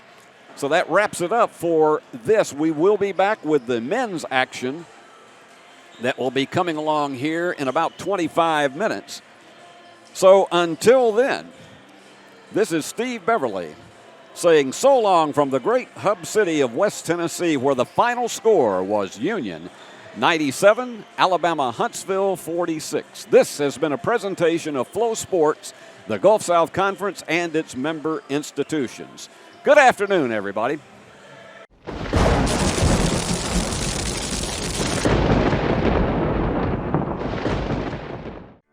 Your life. Your home. Your business.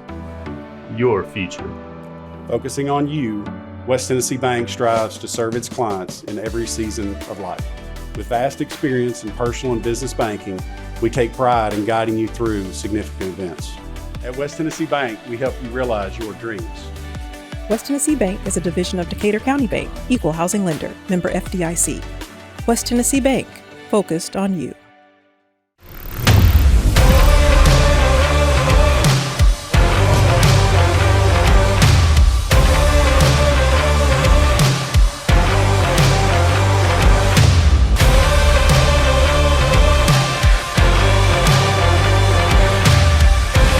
Dynamics Physical Therapy, your elite provider in sports medicine and performance. Now serving communities throughout West Tennessee. Can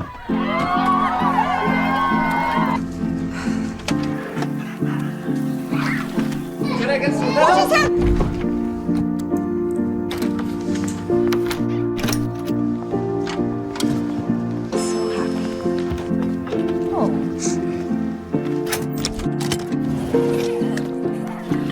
Whatever they went through together. Welcome, guys. Life well planned. See what a Raymond James financial advisor can do for you. When you hear our name, know that it comes with a promise to give back to the community that built us, a promise to provide a human touch in a world that is becoming more automated. Ever since we put our roots down in Jackson in 1996, we have aspired to be community-focused by supporting programs and organizations that are important to our city. At First Bank, it is our mission to be present in our community and to continue the belief that when you bank local, you get more. Member FDIC. Is Old Frosty on its last legs? Don't wait until it's old and cold.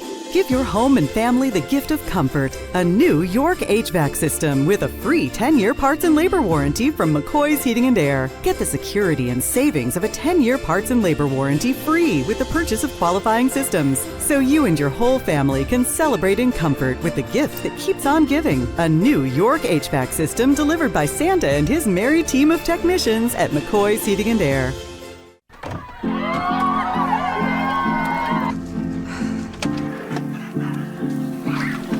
Can I get some help?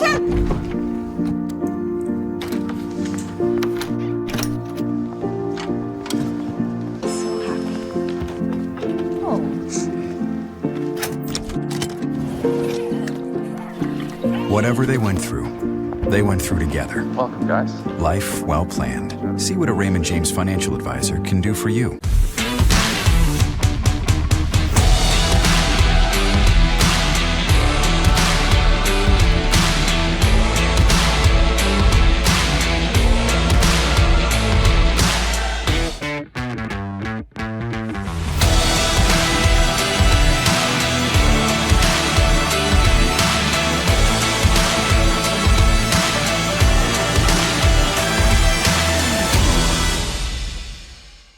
Are you looking for a Christian college or are starting the college search process? I want to take a second to tell you about my school, Union University in Jackson, Tennessee. Union is a private 4-year university known for its rigorous academics, Christ-centered community, and the success of its graduates. My favorite part about Union is the faculty. The The professors here are so intentional about helping students grow not only academically, but also spiritually. You should check out Union for yourself. Come for a visit. I know you'll love it. At Union University, you'll be transformed.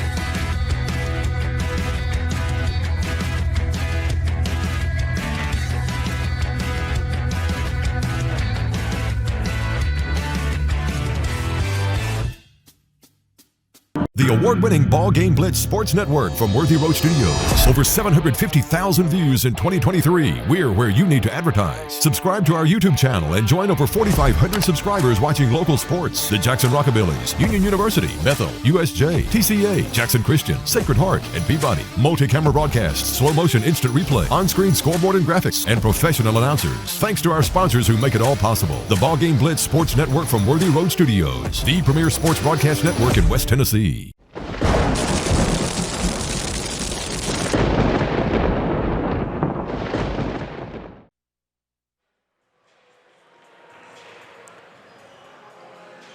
Live from Fred DeLay Gymnasium in Jackson, Tennessee, it's Gulf South Conference basketball. Union University hosting the University of Alabama in Huntsville. But before we begin this game, we want to take a few moments to remember a Union University men's basketball legend and a local Jackson, Tennessee hero. Just before our telecast started, we learned of the sudden death of Warren Olden. Olden is the all-time leading scorer in Union University basketball history. He scored 2,210 points in his career. He graduated from Union and became a member of the Jackson Police Department for more than 30 years. And now a moment of silence.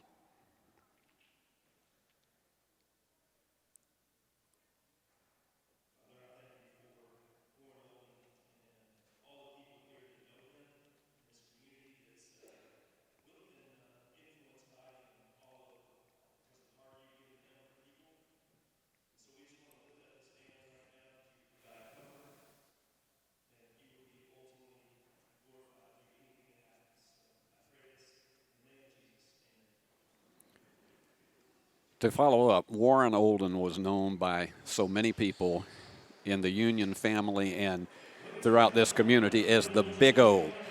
He was a gentle giant, both as an athlete and a police officer. He was loved and respected by so many people. He leaves behind a wife and 2 children, and we all miss him. He was a personal friend here, and a sad day for many people who remember his great exploits on this floor 3 decades ago. Well, now you're seeing Alabama Huntsville being introduced. They're 10-3, 8-1 in the Gulf South Conference. They average 83 points a game. They held off Christian Brothers Saturday 61-60 after CBU put on a massive scare. This team only allows 13 turnovers a game, and they're led by Luke Burnett and Tommy Murr with 17 points each. And we'll talk about more of John Schulman's outstanding Chargers as the game progresses. And now it's the Bulldogs of Union, 7-6 and 4-5 in the Gulf South Conference. They average 76 points a game, and they shoot 47% from the floor, but a big concern that Dave Niven, their head coach, has is this young team with 5 freshmen and 3 sophomores learning how to finish games. They had an 18-point lead in the second half against West Alabama on Saturday, and with 25 seconds left, West Alabama earned its first lead of the game to win it 71-69. It was a heartbreaker and an emotion driller for this Bulldog team, led by Ahmad Johnson with 16 points a game. Their post player, Jeremiah Littlepage, averaging 13, and another one of the newcomers to this team, Jordan Pike, with 12, and the point guard, J.T. DeBuck, averaging 10.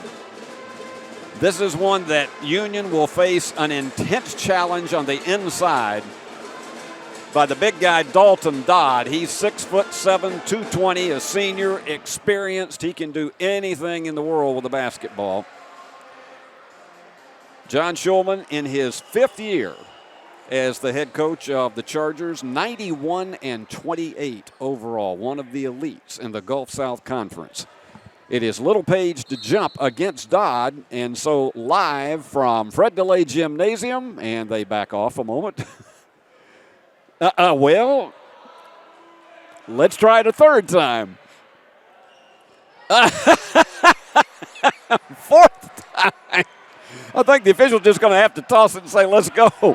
He almost caught his own tip. Well, I have been doing this for 31 years, and I don't think I ever saw an opening tip quite like that one, but the Chargers have. Oh, my goodness. They go on the inside, and it is tipped away, and Union forces the first turnover of the game. A lot of crisp passing, but they're going to have to match them with intensity, and J.T. DeBuck has it to roll off, and the rebound comes off to Costal. Jack Costal, who always crashes the boards very hard for this Charger team. And they work around the perimeter, and now they're going to try to take the trip. That is fantastic, changing from the right-hand side and flipping to his left, and Murr with the first basket of the game, and the answer shot at the opposite end by Jordan Pike. This is going to be fast and furious today. And reaching high for that layup was Murr. So you're going to see a lot of, if not transition, you're going to see a lot of fast-paced basketball this afternoon. Not a question about that. Going for the bomb, it's Sarver. It goes right. You could see that the minute it left his fingertips. Harding with the rebound.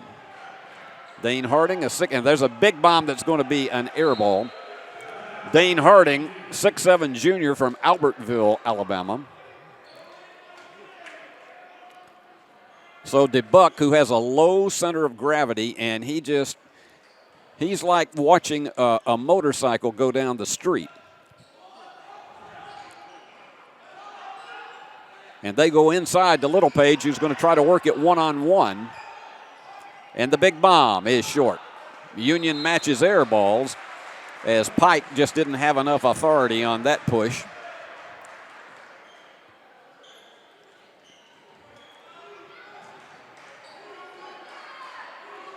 Chargers looking again to stay high atop the standings, and the turnaround three is not going to fall. They have been a symbol of excellence in the Gulf South Conference for many, many years. And anytime you take on a John Schulman team, if you come away with a victory, it's almost like getting an extra certificate. That one's in and out. So Costal takes it all the way down underneath. And the stop and pop three is there. Quick release on the part of Luke Burnett, who is their leading scorer, averaging 17 a game. And in three-pointers, he averages 41% for the season. You can see why. And the key thing for Union is not to lose. And the long bomb just rims out, and another rebound for Costal, his third. For Union, the key is not to allow this UAH team to get out to a large lead early and having to play catch me if you can. Big bomb is there again for Burnett. He's flying that one home, and already it is a 10-2 lead, and that's what John Schulman teams intend to do. Get out to that big lead and just dare you to challenge. DeBuck cannot get it. They are really hurting from the threes. They have missed their first six. Here's a steal. It's DeBuck. He's going to go one-on-one, and down the stretch he goes, and the foul.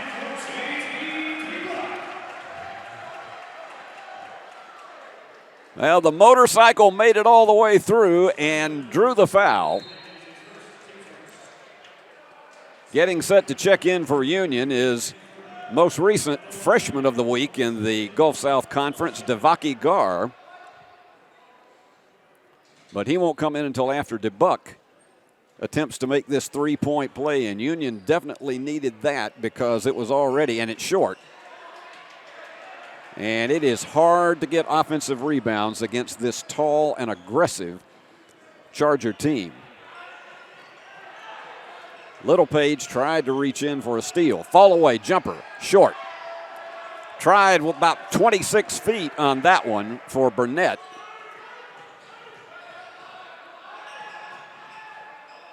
And that one's a wild pass that just went nowhere. That was where DeBuck gets reckless at times.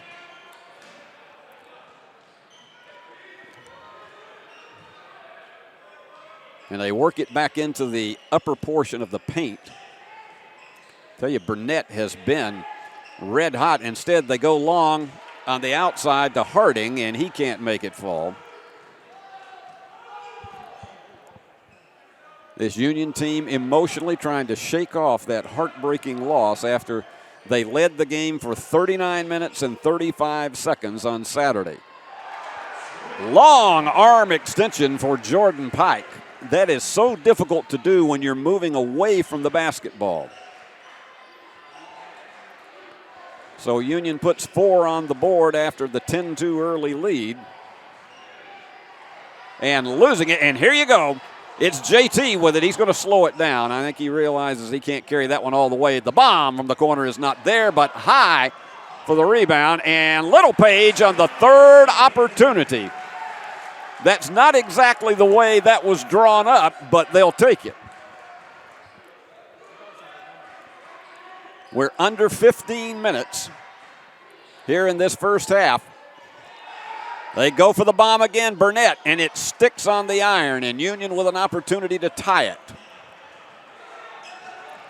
And DeBuck, that deceptive speed. As I say, that low center of gravity keeps the ball so low. A dangerous cross-court pass. DeBuck's going to let it fly. Yes! And Union with 9 in a row to take the lead, 11-10.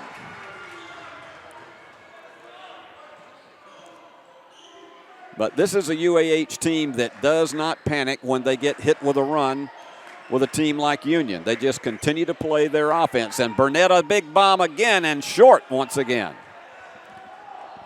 Burnett has taken 5 and hit 2.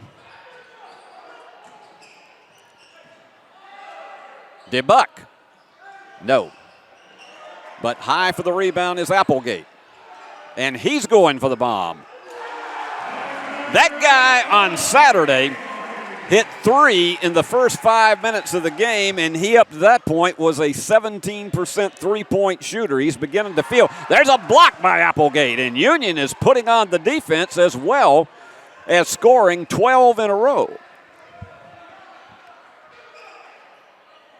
This was something I know Dave Niven felt was a huge key, is to not fall behind by a huge margin early and not show any lack of confidence against this team. Bomb is off the mark.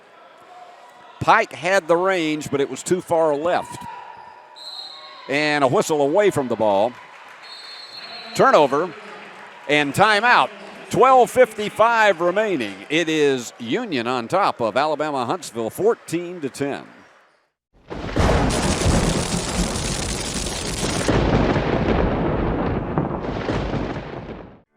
Your life, your home, Your business. Your future.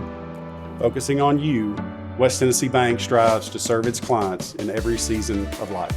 With vast experience in personal and business banking, we take pride in guiding you through significant events. At West Tennessee Bank, we help you realize your dreams. West Tennessee Bank is a division of Decatur County Bank, equal housing lender, member FDIC. West Tennessee Bank, focused on you.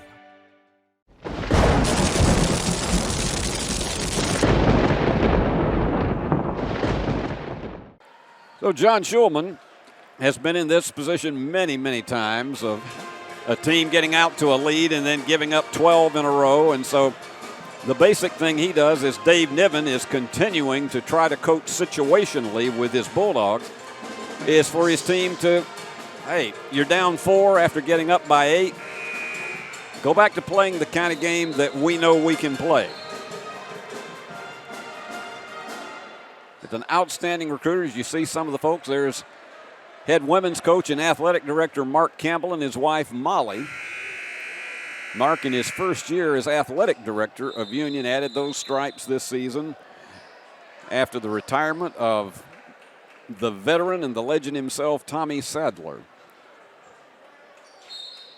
So Union with an opportunity to put up 14 in a row, and checking in for the Bulldogs now is Ahmad Johnson, their leading scorer, who comes off the bench. Talented young man, can do so many things with and without the basketball. And he tripped right between 2 defenders and went down hard.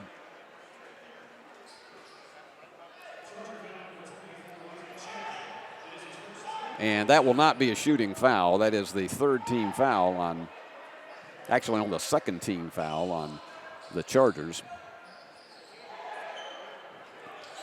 And Dujan Djordjevic, who's in the game, to give some rest to Little Page. Big bomb. Nope. Iron just too crisp for that one. And look at the pursuit that you see by Gar, the freshman, on defense. Very, very fast. Union largely plays a man-to-man, but Dave Niven will switch off to zone if he feels it's necessary. That one is off the iron again and trying to scramble for it, and nice job of retrieving it was Leslie, and they get the bomb from outside. Outstanding by Schulman. Tanner Schulman with his first 3 of the game, and oh my goodness. Well, that's one of the ones that you just sheepishly just try to ward off, but trying to save that ball was Gar, and when he did, it went off the back of the glass and out of bounds, so Union coughs it up. And we have another media timeout. Your score, Union 14, Alabama Huntsville 13.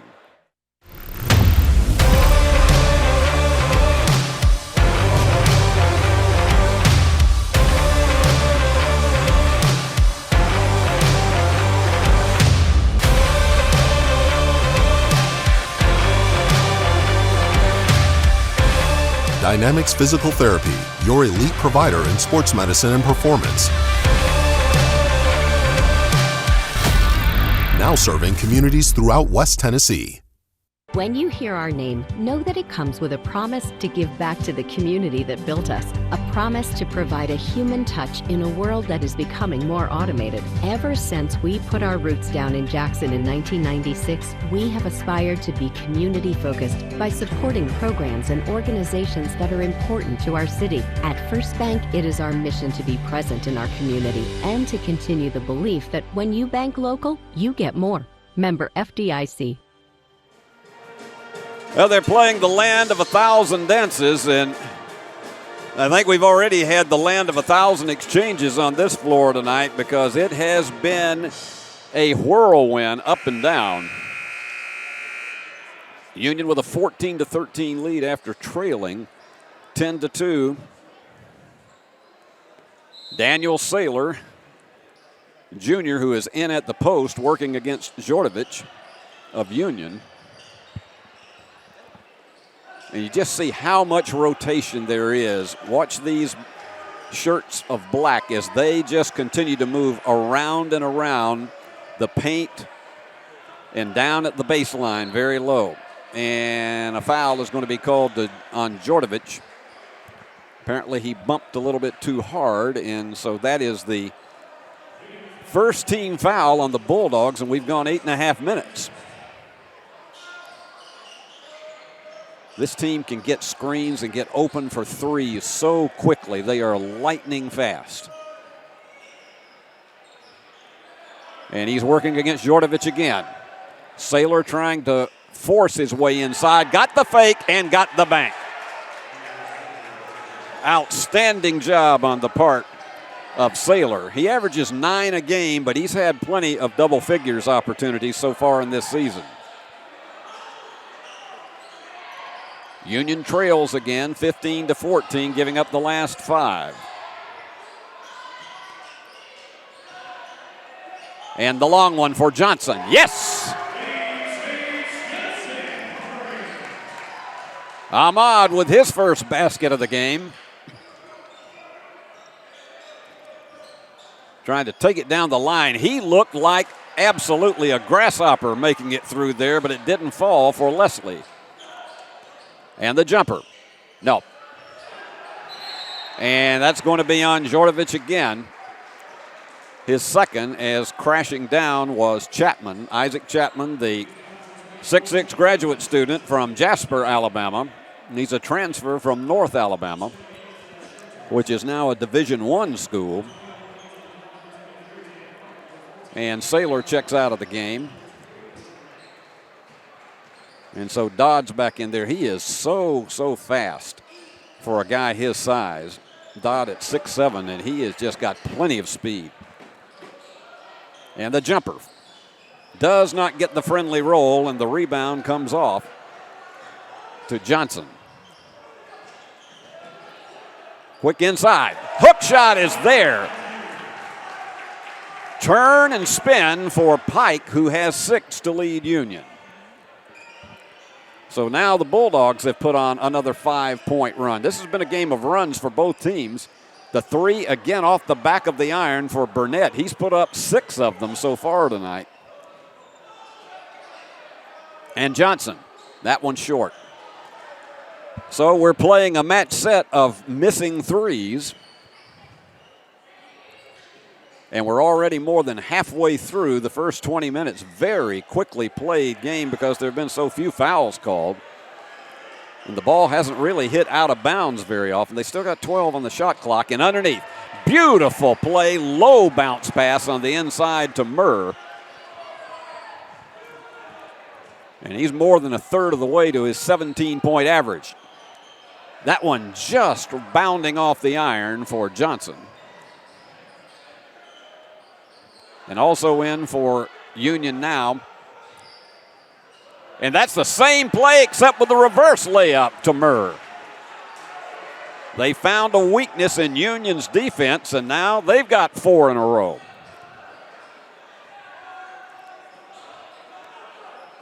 Union spreads them out once again and open for the 3. High archer is there.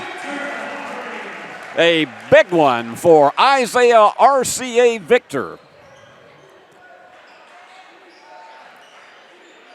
RCA Victor, I don't think has made anything under that name in more than 50 years, so we can't get any NIL for Isaiah for that. Foul underneath that will send. Let's see who's going to the line. It looks as though it is going to be Murr. Murr is beginning to aggressively attack the basket underneath. That's what they do to you, is they lull you because they'll go for threes, and even if they're not falling, then they switch off and start going to the inside, and that's exactly what has happened, and Murr has been delivering. Checking back in is Thurman. They have just such a tall front line for this Alabama Huntsville team. And the second one is there. So they've closed the gap to within 1. This has been a really interesting one to start with here as we're 12 minutes into it. And the question is going to be, and that one just simply got away from Pike. And that was good defense at the opposite end. Pike managed to hurry that shot. DeBuck went low, and he dishes off, and the 3 is there for Isaiah RCA Victor. 2 in a row for him. He gets hot, and look out. You better get the fire hose out there. Fall-away answer shot is there again, and that's Burnett. Tell you what, I don't want to get out caught with Burnett in a shooting match because he is deadly.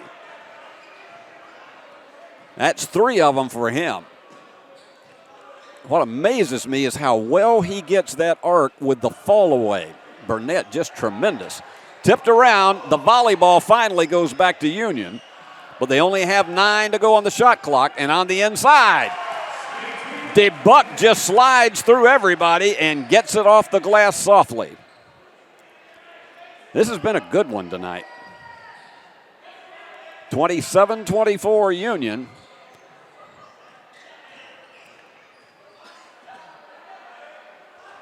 And once again, it's Murr. And look at him try to take it right downtown, and it goes too far. They gave him a free ticket down the left-hand side, and the layup just didn't drop. DeBuck. Yes! JT with 10. That's his second three-pointer. And you got a bigger student body in the house now. They're trying to get some enthusiasm going. Another big bomb is off the mark. And Pike with the rebound. 4 out of 14 in three-pointers for Alabama Huntsville. Union 6 of 19, and not there, 6 of 20 now. It's highly unusual for Union to have put up 23 pointers in one half. But that's exactly what they're doing. That was a softly delivered three by Thurman. That's his first points in the afternoon. Matt Thurman, the 6'8" redshirt sophomore from Franklin, Tennessee. DeBuck's going to slow it down. Had very few stops in the action in this one. The three just bounds off. And here come the Chargers again. A 30-footer from outside, and look out, folks, you got a 3-shot foul coming. That one is charged to Ahmad Johnson, and we'll see the 3 shots right after these messages.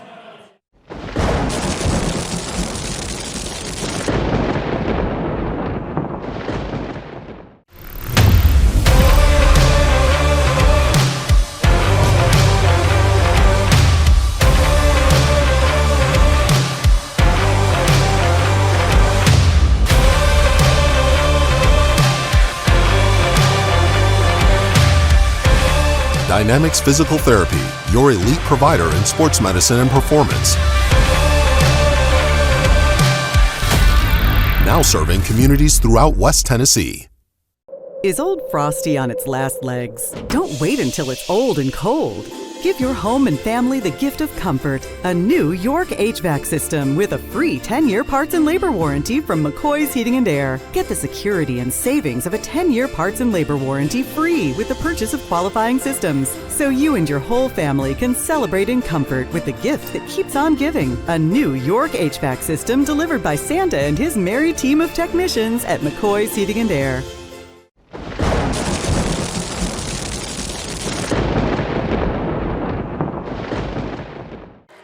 Between these two teams, we have already seen 36 three-pointers go up this afternoon. Alabama Huntsville 5 out of 15 for 33%. Union 6 of 21 for 29%. So they're having no hesitation. Rebounding is even 15 each. And turnovers, Union's given it up 3 times, Alabama Huntsville 4, so that has not been a huge factor in this game. Both teams have done a solid job of protecting the basketball. Overall, Union shooting 44% to 42 for Alabama Huntsville. So it is a 3-shot opportunity at the line. Murr is the leader for the Chargers with 10. Burnett with 9 with his 3 three-pointers. And DeBuck for Union has 10, 6 each for Jordan Pike and RCA Victor. And Burnett misses the first one. I don't think really the one who yelled had anything to do with it, but he is, they love to make their contributions there. They were joined in chorus, and that did not help because he nailed that one. He is a very calm player under pressure. and missed. So Union comes away with not being scathed very much. It was 1 out of 3 for Burnett. That's unusual for him. He's a really reliable free throw shooter. Dangerous cross-court pass. 10 on the shot clock. They're going to have to make something happen soon. RCA Victor got the 3. That's his 3rd of the afternoon. 5-point lead for the Bulldogs as we get close to the 4-minute mark in yet another media timeout. Fall-away 3 does not go, and high for the rebound. Lance Sarver.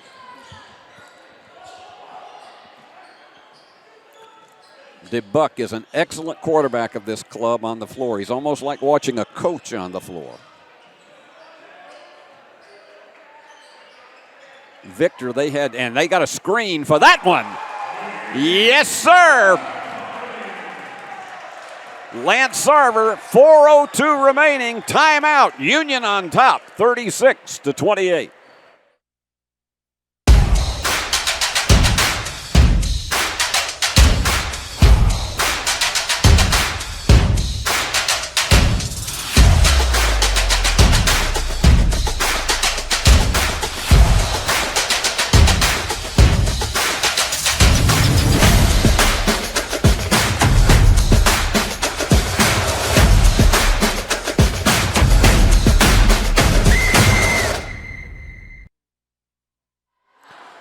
It's games like this why Gulf South Conference basketball is so exciting, because particularly looking at how we've seen 39 three-point shots put up between these two schools already in the first half. And John Schulman, again, trying to settle his team down for the final 4-minute run. And we've seen them make a 9-point run in the first half. Union has had a run of 10 and of 7. And Dave Niven again, particularly looking at where his team was at the end of Saturday, leading 39.5 minutes against West Alabama, only to fall 71-69. He says this again, another test. We have a young team, but we want to be able to learn how to finish.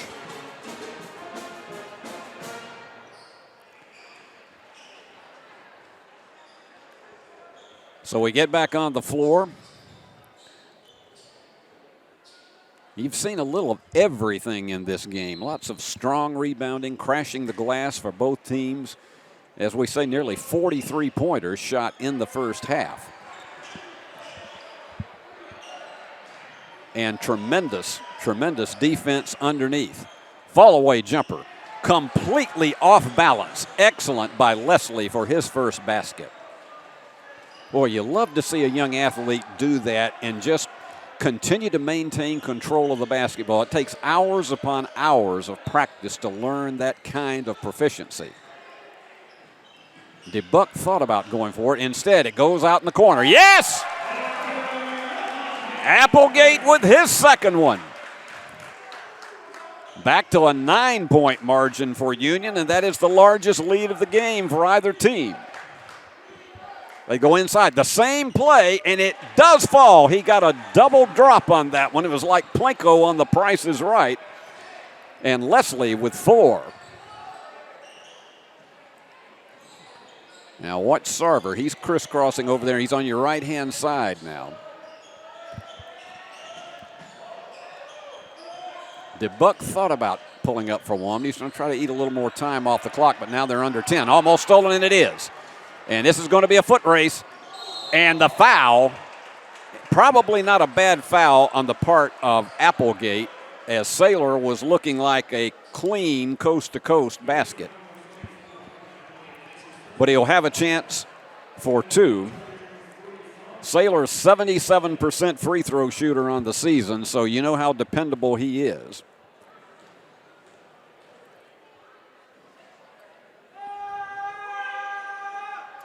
And misses. This is not consequential for this Alabama Huntsville team. They're 3 of 6 from the line, and they're usually much stronger than that.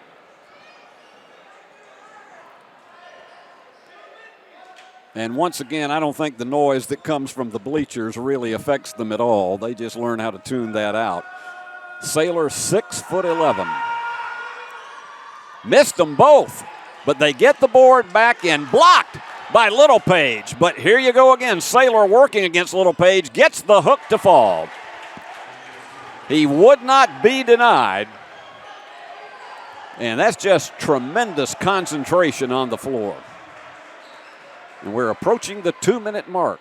Littlepage did everything he could short of a foul to stop that one, and that was just tremendous talent on the part of Saylor. Inside.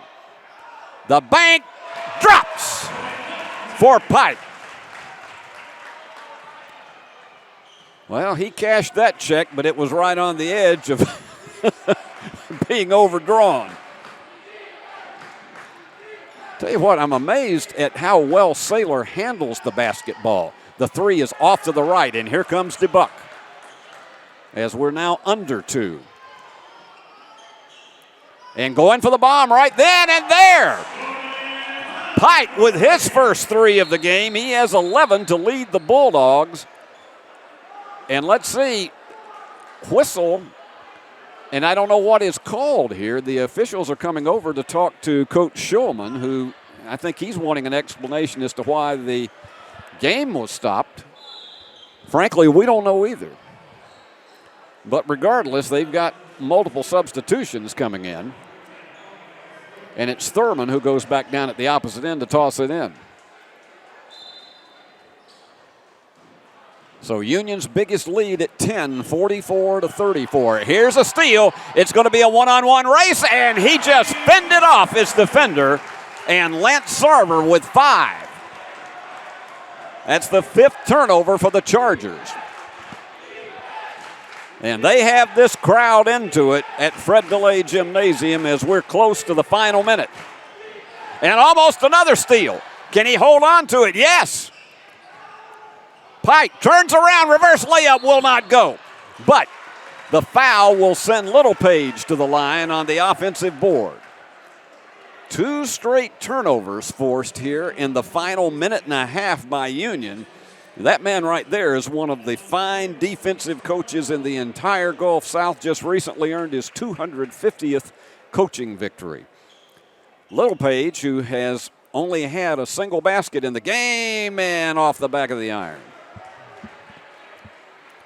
Jeremiah has improved his free throw percentage this season, though, 73% on the year. And gets the second of 2. So Union by 13. And we're right at the 1-minute mark.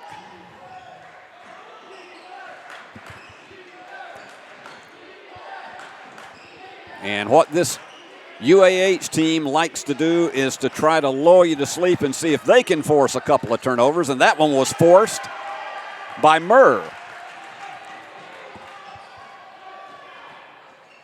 Now let's see if DeBuck slows this thing down somewhat.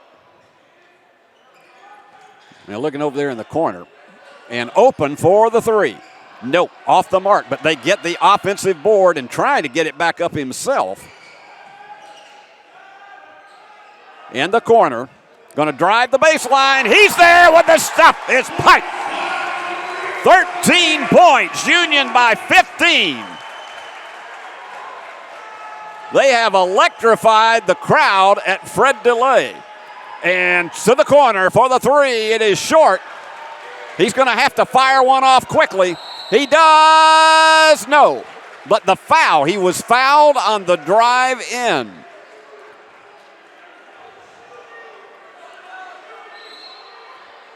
All right, there's 0.3 of a second remaining, so it is not going to be a shooting, or is it? Well, 0.3 of a second remaining on the clock. Let's see what happens here.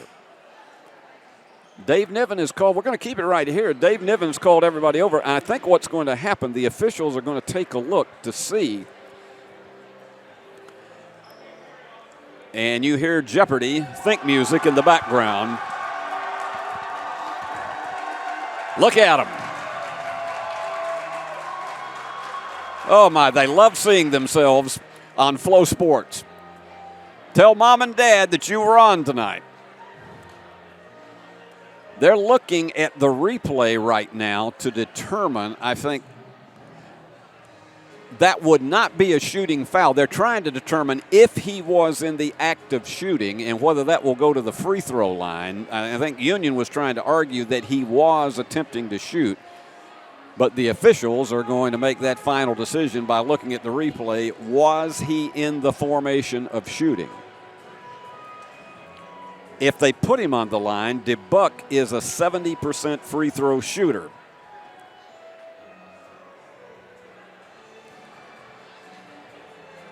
And I got to tell you, it's one of my favorite songs that there is of all time, that Jeopardy! Think music, which ultimately became the theme song of the show back in the 80s. So they're going to, and I can tell by the expression on Dave Niven's face that he does not like the call, because I think he thought that DeBuck was in the act of shooting, and so they're going to say play it on the side after checking the replay. So all they have time here, they put 1.1 seconds on the clock. All they have time to do here is to try to get it into somebody's hands and get what amounts to a volleyball tip.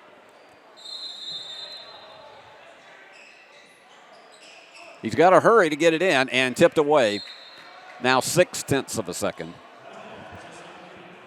I'm not going to say no chance, but there is a supreme chance that they're not going to get a shot off here.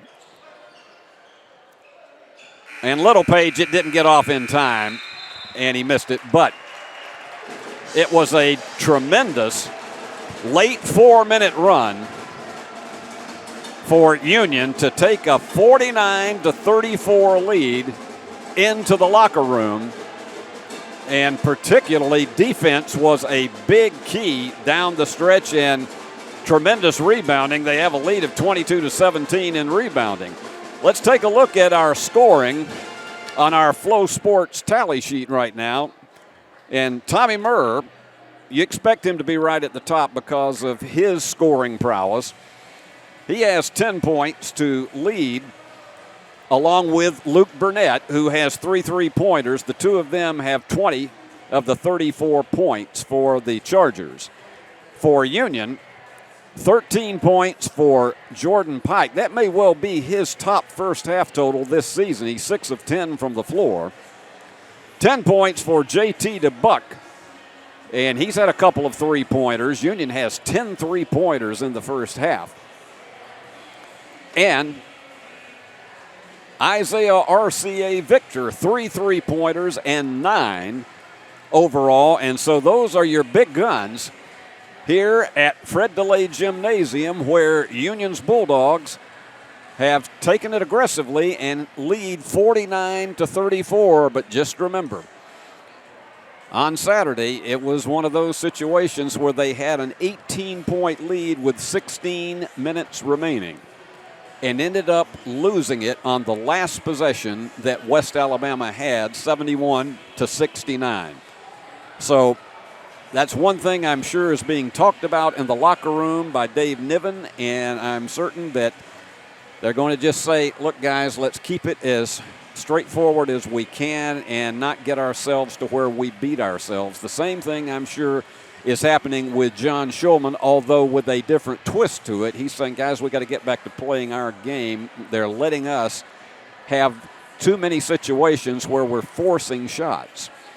Well, when we come back, we'll give you the team statistics for both of these schools, and we will have that for you after you have an opportunity to visit with some fine people that we love having with us because they make the game possible, our sponsors. We'll be back in a few minutes with your halftime statistics.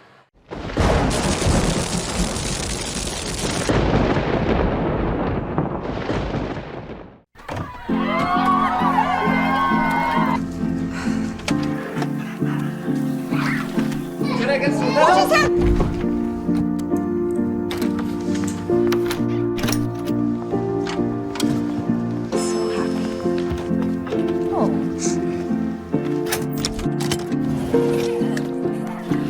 Whatever they went through together. Welcome, guys. Life well planned. See what a Raymond James financial advisor can do for you. When you hear our name, know that it comes with a promise to give back to the community that built us, a promise to provide a human touch in a world that is becoming more automated. Ever since we put our roots down in Jackson in 1996, we have aspired to be community-focused by supporting programs and organizations that are important to our city. At First Bank, it is our mission to be present in our community and to continue the belief that when you bank local, you get more. Member FDIC.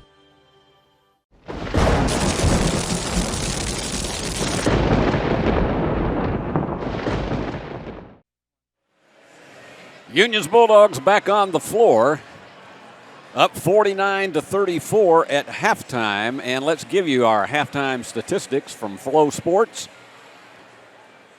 Union 53% from the floor, 19 of 36 for 53%. The Chargers 13 of 32 for 41.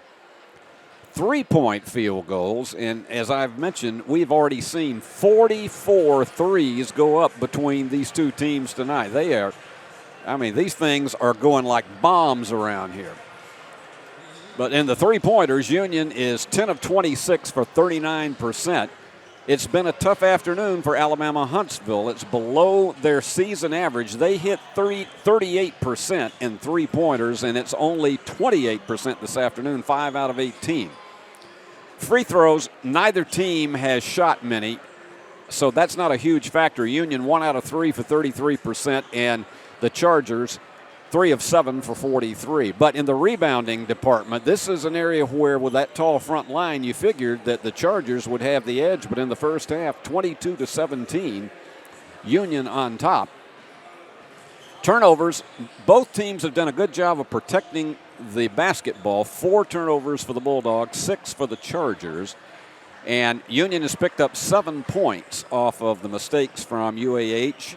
On the other category, the Chargers have gained 4 points off turnovers from the Bulldogs. And so it was definitely a first half, and particularly final 4 minutes, that Union was dominating the game and has taken this 15-point lead, and now the question mark is going to be is whether or not this young team can hold on. And I look at players on here on our list that are not in the tops of the scoring. And you look at Parker Applegate has 2 3-pointers and has picked up 7 rebounds on that. And you look at Lane Sarver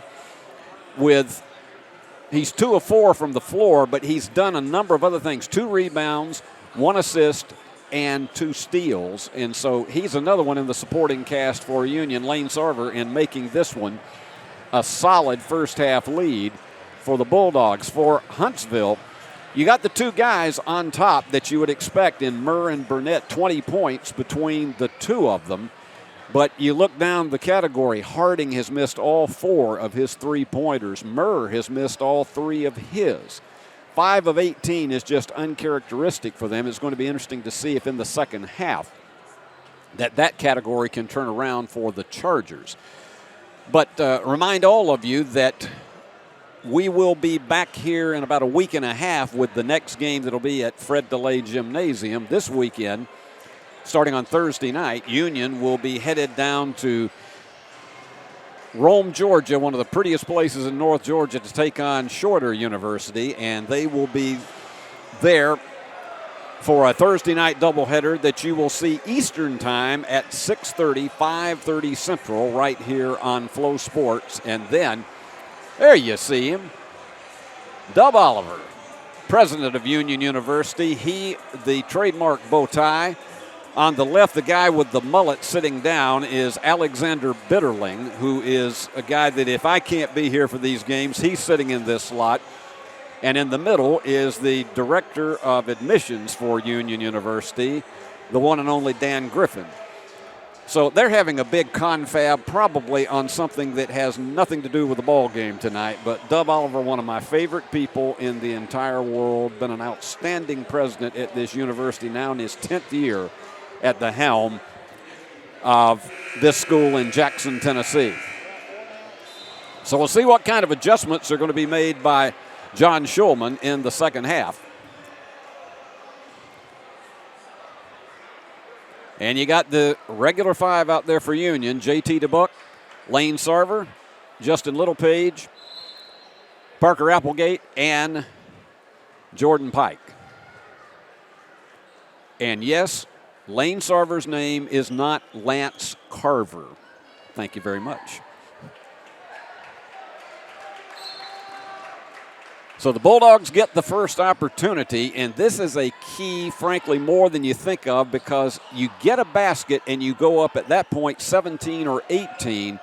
It is a huge emotional lift, and he's going for the bomb just off the back of the iron for Pike. Had the range, and they thought about coming with an answer at the other end with Harding. You got to believe Harding's going to get some to drop before this one is over with. Look at the battle down underneath between Dodd and Littlepage. It is heavy. Dodd's going to go for a bomb, and it goes off the iron, but they get an offensive rebound and going right through the defenders and nailing it home. Murr with 12. He's the leader for the Chargers. So that is a huge emotional lift for them to get the opening basket. Big bomb. Not quite there. It's short, but Littlepage is fouled on the offensive rebound. Lane Sarver tried to fire that one up. And the iron was unkind. Union will play it underneath.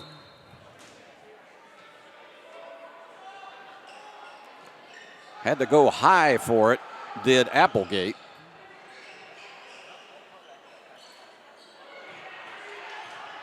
Let's see, working one-on-one on the inside, and Littlepage gets it to drop. That gives him 5. He didn't have a lot to do with the offense in the first half, but he really didn't have to.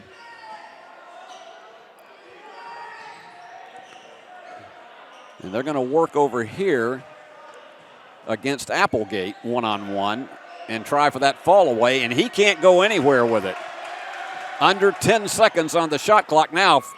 Softly delivered 3 by Custel, his first points of the game. That was one of the smoothest delivered three-point shots I've seen in a long time. Knocked away, but Union saves it. Pike thinking about it.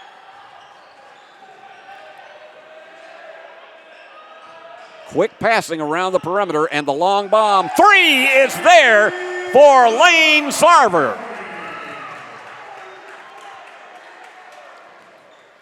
So Sarver delivers his first 3 of the afternoon. Chance of defense coming from the student section over here to our right. And that one's short. Going to the deck hard was Custel. They wanted a foul, but they didn't get it.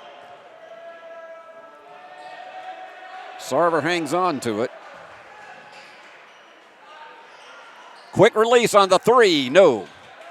Rebound comes off to Dodd. As I say, there's not a panic in this North Alabama team, and that's one reason why you got a weapon like Dodd, who adds his first 3 of the afternoon. And suddenly what was the 15-point lead at halftime is back down to 12.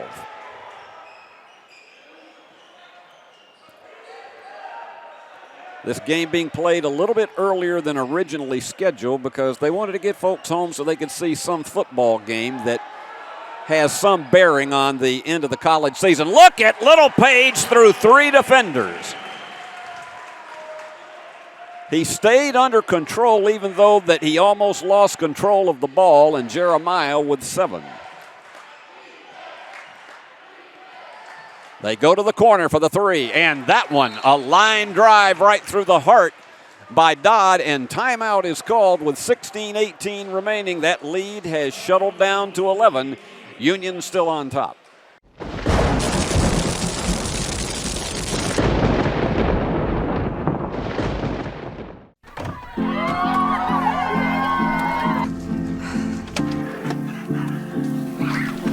Can I get some help?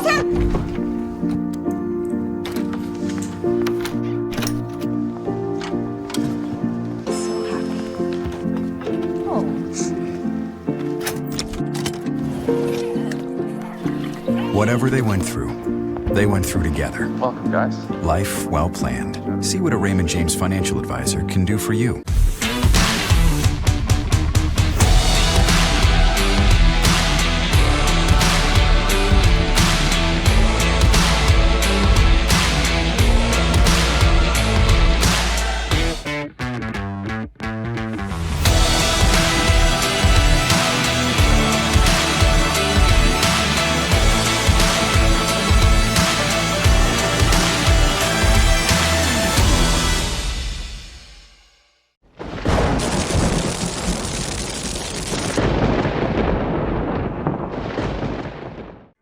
Your life.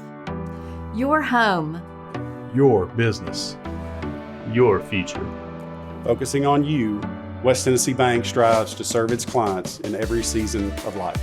With vast experience in personal and business banking, we take pride in guiding you through significant events. At West Tennessee Bank, we help you realize your dreams. West Tennessee Bank is a division of Decatur County Bank, equal housing lender, member FDIC. West Tennessee Bank, focused on you. Dave Niven trying to keep his team on an even keel because they saw what happened at this very spot in the game on Saturday against West Alabama, as little by little a lead that at that point was 18 points frittered away in the final 25 seconds of the game for a 2-point loss. And this is an experienced, talented UAH team that is accustomed to coming from behind.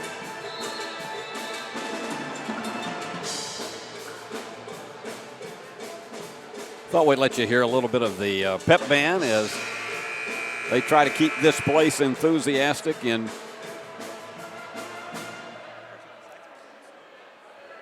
you can see some of the much larger student body crowd that has packed in here after the women's game was at 3 this afternoon, and Union won at 97-47 over the Chargers. But a lot more students have filed into Fred DeLay Gymnasium for this early evening game.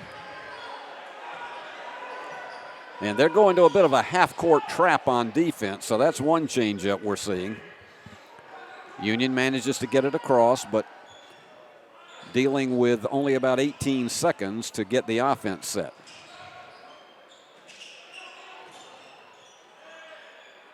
And they've got Johnson back in there. They got to hurry. And Johnson's going to fire it. No, iron unkind, and it's tipped into the hands of Costal. Costal with 10 rebounds now. And they go from the corner. It looked as though that had the range. It just bounded off. Johnson is one of these guys that can shoot in spurts and give you a lot of things that you don't have. That's why they bring him in off the bench. The three. Not there for Sarver.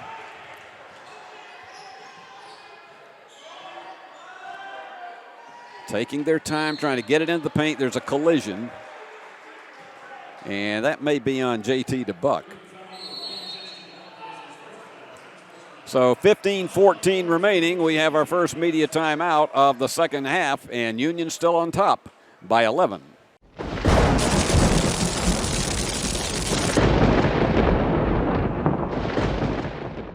Is Old Frosty on its last legs? Don't wait until it's old and cold.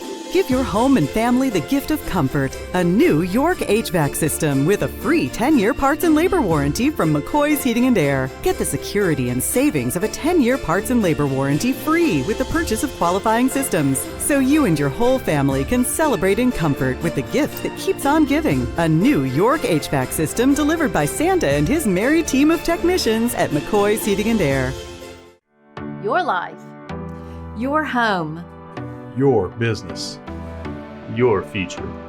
Focusing on you, West Tennessee Bank strives to serve its clients in every season of life.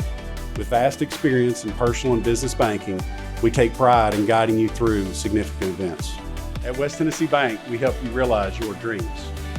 West Tennessee Bank is a division of Decatur County Bank, equal housing lender, member FDIC. West Tennessee Bank, focused on you.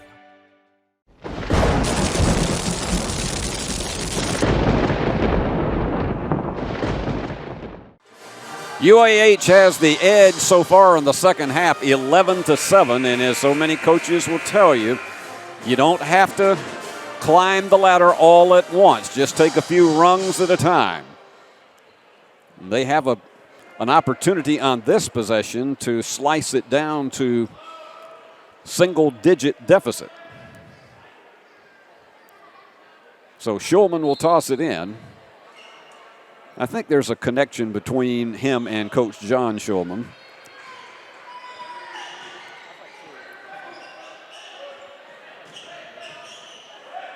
Sarver working hard on the right-hand side against Leslie. Big bomb. Yes! Chapman with his first 3 of the game, and suddenly it is an 8-point margin. It was 15 at halftime.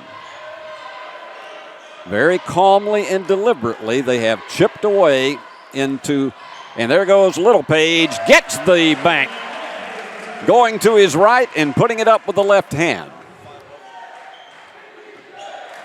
And they're probably going to need a lot in the scoring department from him in this second half. 15 on the shot clock. Almost knocked away. They go for the bomb, and again it is there. They are red hot from behind the arc as Leslie connects with his first 3.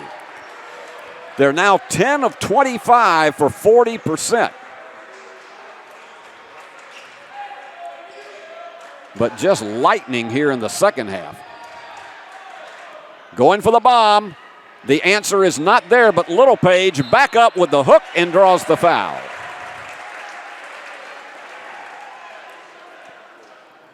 So Jeremiah has an opportunity for a couple. 9 points in the game, 5 rebounds, 2 assists. This young man, and when his mother's watching, we always like to say hello to Ma Little Page. Down in Birmingham, off the back of the iron.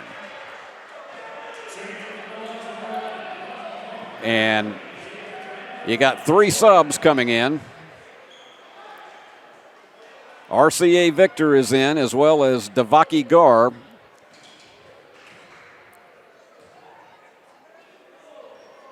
And Little Page delivers to get Union back to an 8-point margin. And he'll check out for a bit. Probably keep him out for maybe about 5 minutes while Djordjevic comes in to spell him at the post. Look again how speedy the rotation is on these Chargers. From the corner. That one's off the mark, and the rebound coming in to Johnson.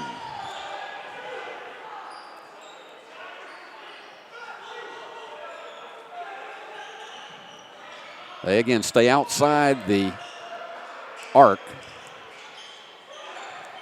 Djordjevic decides to dish it off. The big 3. Yeah, and the foul. Gar with his first 3 of the game. Union, that's the 12th 3 for the Bulldogs. Now they're going to have a discussion about this as to how they play it, because that's not a 3-shot foul. The foul is charged to Leslie. So Union retains the ball and the lead back out to 11. The foul underneath came at approximately the same time. Well, I don't know if they're going to have to come over and take a look at it. Well, regardless, 13-16 remaining. Let's take a break, and we'll be back to tell you what the decision is.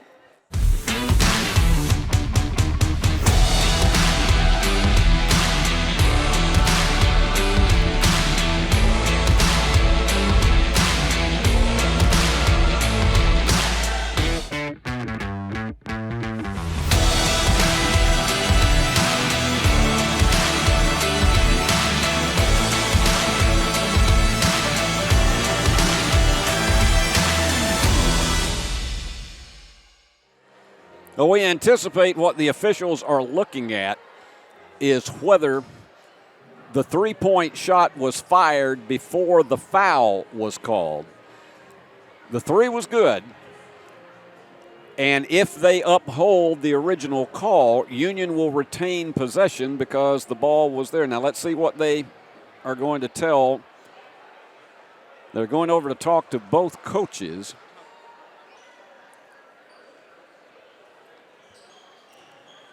And so they are going to retain possession. There's no change in it, so Union will have it. So this could be an opportunity for a 5 or 6 point possession. And this would be huge because they go to the inside to Jordovic. Backdoor play, and it doesn't go, but it's tipped out of bounds, and the foul. And that is going to send Jordan Pike to the line for 2. Perfect delivery, and he had about 4 hands crashing down on him, and so Pike goes to the line. For the season, he is a 60% free throw shooter. So you figure maybe 1 out of 2, the analytics will tell you on this. And short on the first one. But you'd like to at least get 1 out of 2 on this to get 4 points out of that possession.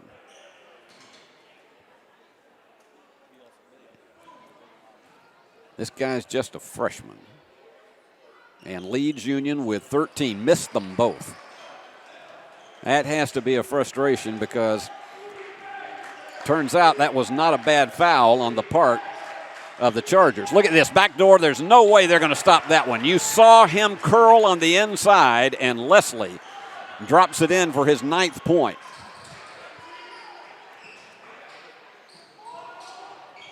Inside, same play. And it's there. Pike with 15. That time no foul, and he collected. So Union still with a 4-possession lead. And Saylor sets the screen, and they cannot get the 3, and it is Jordovic high for the rebound.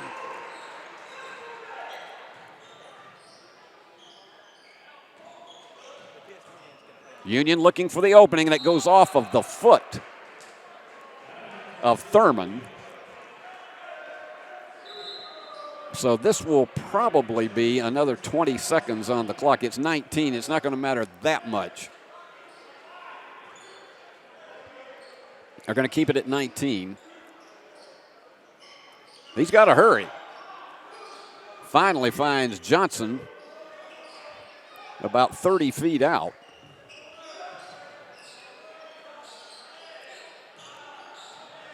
They're going to have to hurry. Big bomb, long bomb that's way off the mark, but they get the offensive board.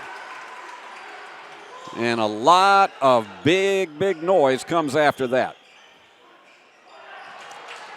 And Pike thought he was fouled. That's going to be a pretty easy one.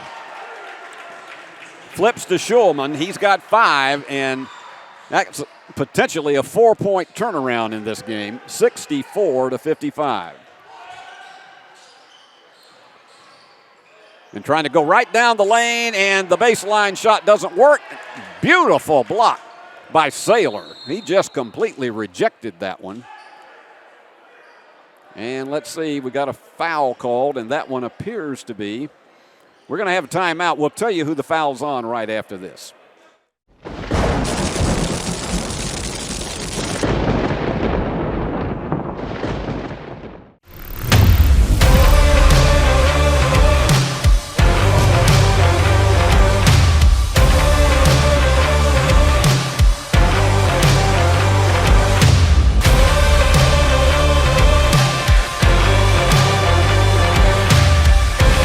Dynamics Physical Therapy, your elite provider in sports medicine and performance. Now serving communities throughout West Tennessee. Can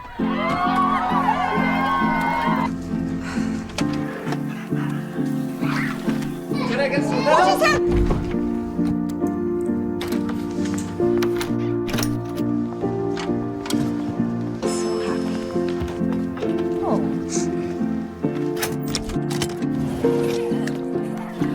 Whatever they went through together. Welcome, guys. Life well planned. See what a Raymond James financial advisor can do for you.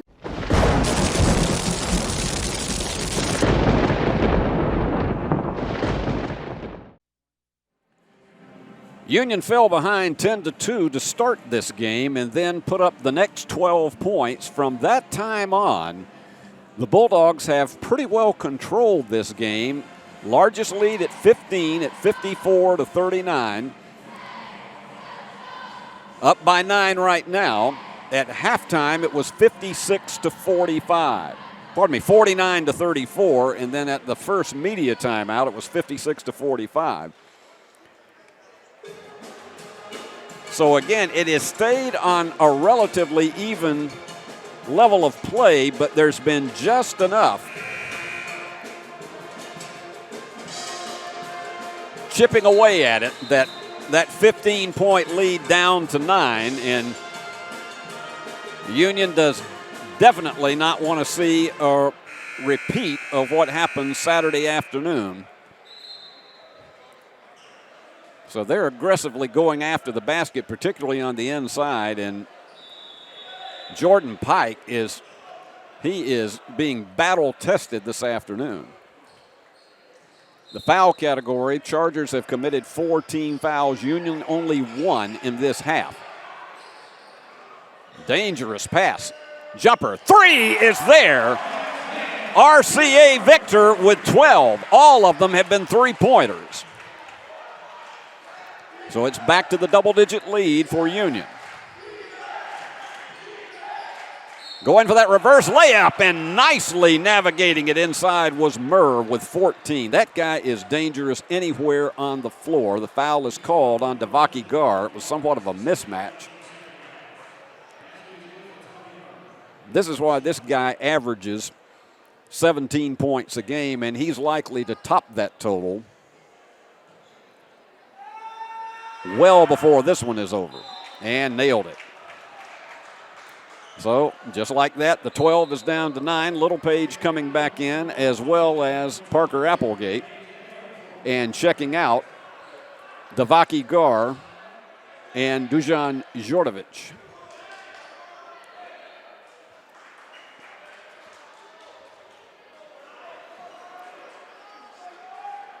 So they're going to come down and make a couple of personnel adjustments. I'm not sure that Pike was certain as to where he was supposed to go, but now he goes all the way back down to the opposite end. They're not going with any kind of half-court trap or full-court pressure. They're just picking it up and playing a traditional half-court defense. DeBuck is hemmed up over in the corner by Kostel. Going for the bomb. Yes! RCA Victor with 15. He and Pike are the leaders for Union.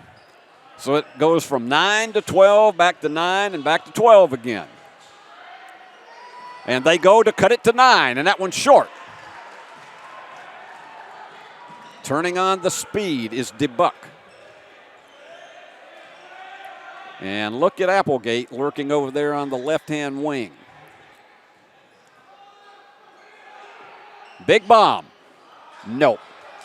Went right on Pike.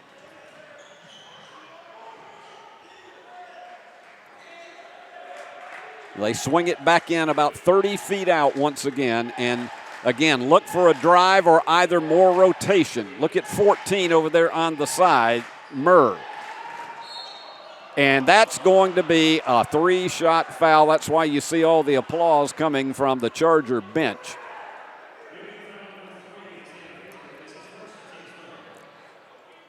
And that's on Ahmad Johnson.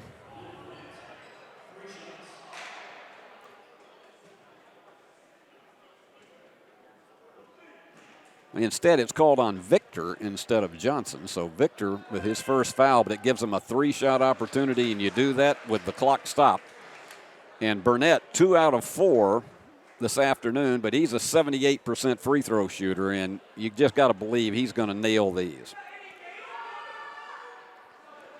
Clutch shooter in any kind of situation like this, and a chance to close it back to 9. So every time it goes back to single digits, it just continues to put more pressure on this young Union team to try to match cards and keep it more than a 3-possession game. And he got them all 3. You knew he would.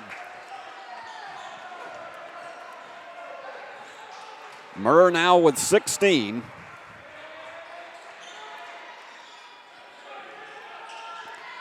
Burnett with 13. Almost a traveling violation.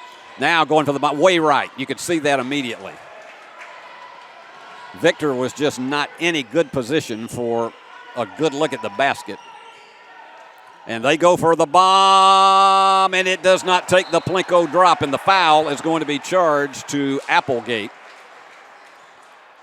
It's not going to be a shooting foul. That is only the fourth team foul on Union in the half. Each team with 4. Getting in the bonus could be critical down the stretch. So Victor checks out. And a chance now to close this one potentially to a 2-possession game. And right between the defenders and drawing the foul. And Union thought they didn't make contact. Going to the line, it's going to be Burnett. 4 of 6 this afternoon. And it gets down the stretch. You don't want to put Burnett or Murr on the free throw line because they will just, they'll do devastation to you. So that 15-point lead at halftime is now down to 8. And they are pushing them through now. 9 of 13 from the line for the Chargers. Littlepage tries to take it on the. How about that? Complete dribble for. You don't see him do that kind of dribble penetration often, and then the reverse layup.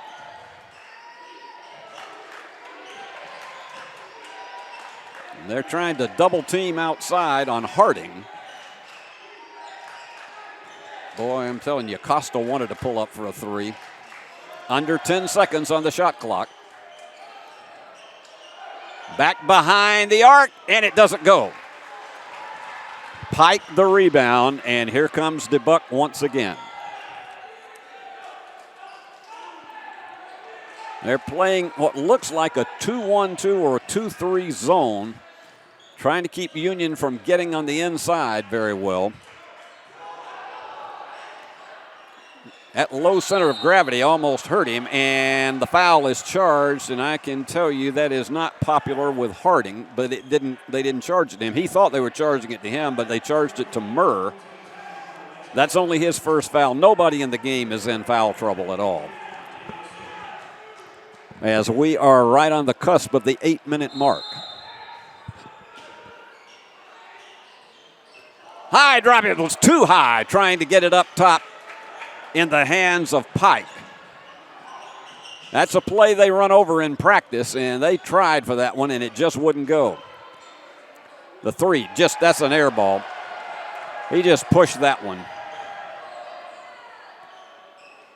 So Union a chance to try to get a little more deliberate, but the Bulldogs cannot play not to lose. They have to continue what brought them to this point. Kicked away by Kostel very nicely as he aggressively pursued that defensive play, and we have timeout. 7.5 to go. Don't go anywhere. 72-63. Union still on top. Can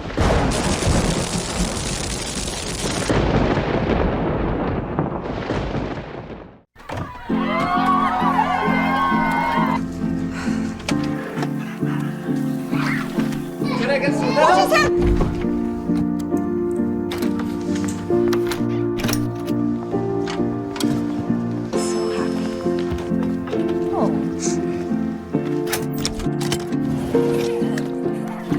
Whatever they went through together. Welcome, guys. Life well planned. See what a Raymond James financial advisor can do for you. When you hear our name, know that it comes with a promise to give back to the community that built us. A promise to provide a human touch in a world that is becoming more automated. Ever since we put our roots down in Jackson in 1996, we have aspired to be community-focused by supporting programs and organizations that are important to our city. At First Bank, it is our mission to be present in our community and to continue the belief that when you bank local, you get more. Member FDIC.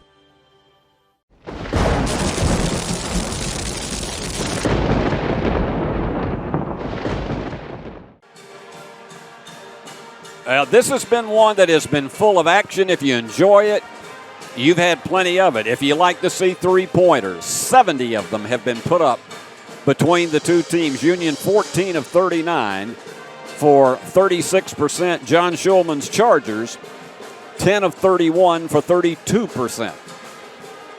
But it has been one of these that has been a grinder, and I got a feeling both of these teams are going to be exhausted when it's over because they have been up and down the floor. Only 19 fouls called in the entire game between the two of them, so there's not been that many stoppages of action except for media timeouts. Not too many instances of the balls being thrown away. Turnovers, the Chargers with 6, Union with 6. So that has not been a huge factor in the contest. JT DeBuck, he could be the 40-minute man if he wants to be.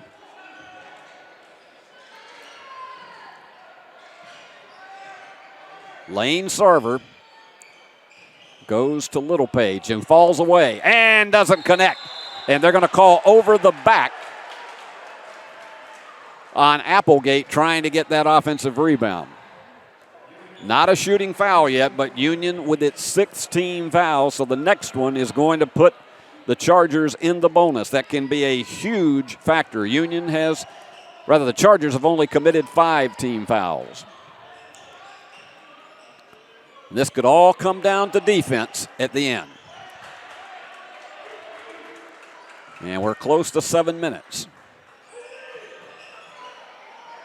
Good change of pace dribble, but it doesn't fall on the floater by Burnett. So we're under 7.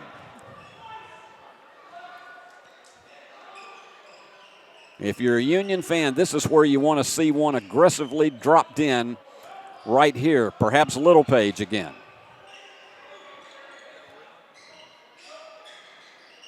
It's there! Lane Sarver.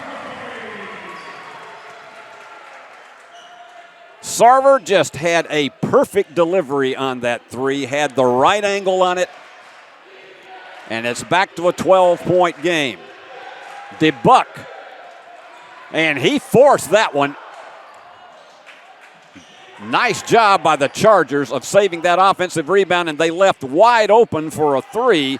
Costal, third opportunity, what a block!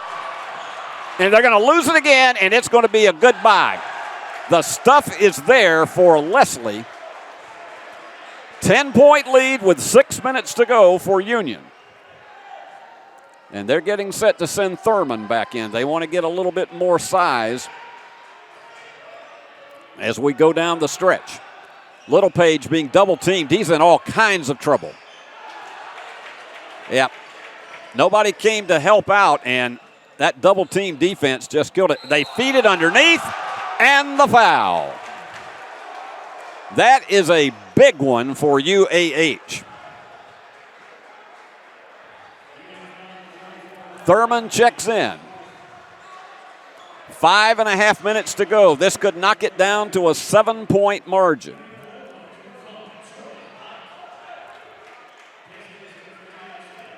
Saylor attempting to go for a 3-point play.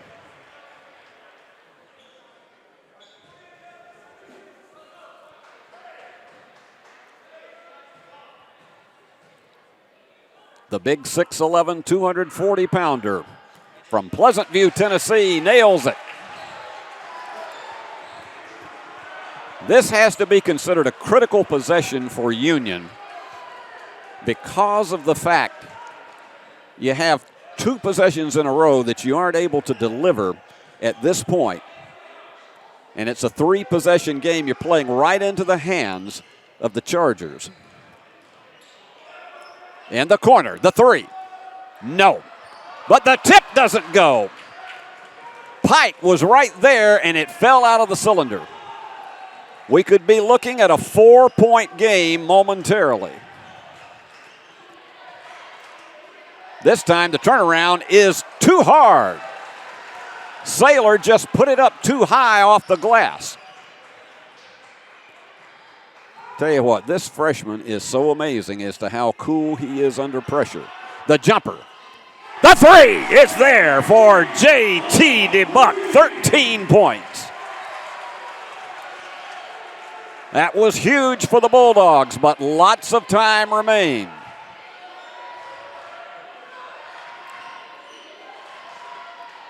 Down to 18 on the shot clock, and this is Saylor working against Littlepage. And he lost it. He looked downward and lost the ball, and DeBuck's going to take it all the way and can't get it. Released it just a little bit too early. That would have been huge for Union because suddenly it would have been a 4-possession game, and we're now under 4 minutes. They kick it to the corner. They got a wide open three, and they got it. Thurman. That's one reason they wanted him in there, for his size and that he can smash those threes. It's 78-71. Back after this. Are you looking for a Christian college or starting the college search process? I want to take a second to tell you about my school, Union University in Jackson, Tennessee. Union is a private 4-year university known for its rigorous academics, Christ-centered community, and the success of its graduates. My favorite part about Union is the faculty. The professors here are so intentional about helping students grow not only academically, but also spiritually. You should check out Union for yourself. Come for a visit. I know you'll love it. At Union University, you'll be transformed.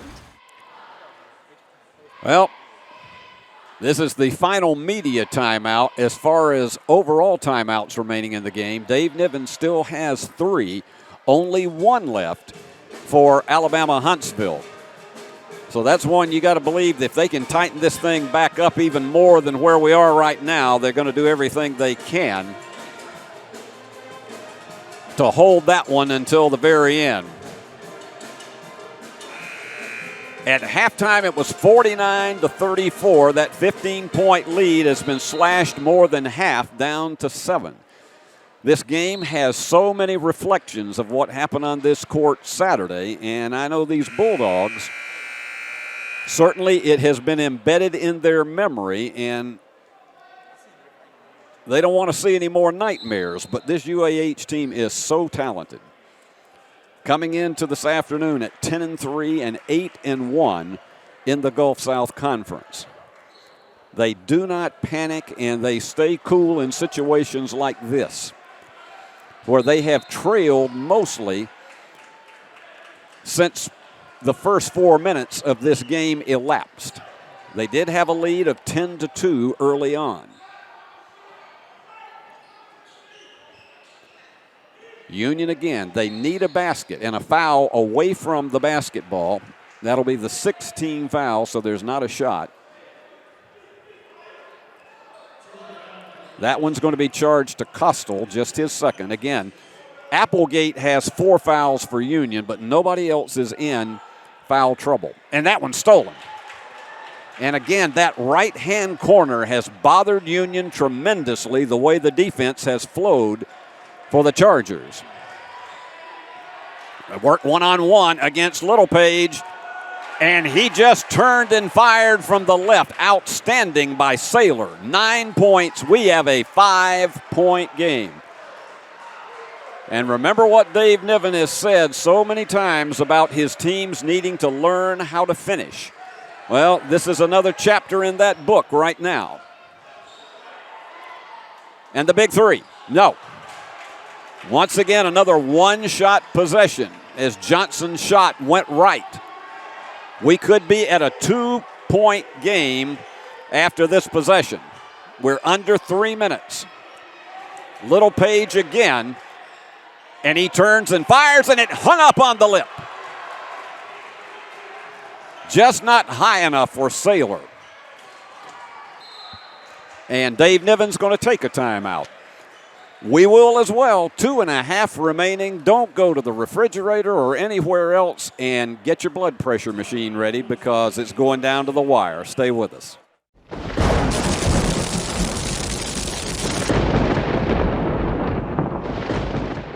Are you looking for a Christian college or starting the college search process? I want to take a second to tell you about my school, Union University in Jackson, Tennessee. Union is a private 4-year university known for its rigorous academics, Christ-centered community, and the success of its graduates. My favorite part about Union is the faculty. The The professors here are so intentional about helping students grow not only academically, but also spiritually. You should check out Union for yourself. Come for a visit. I know you'll love it. At Union University, you'll be transformed.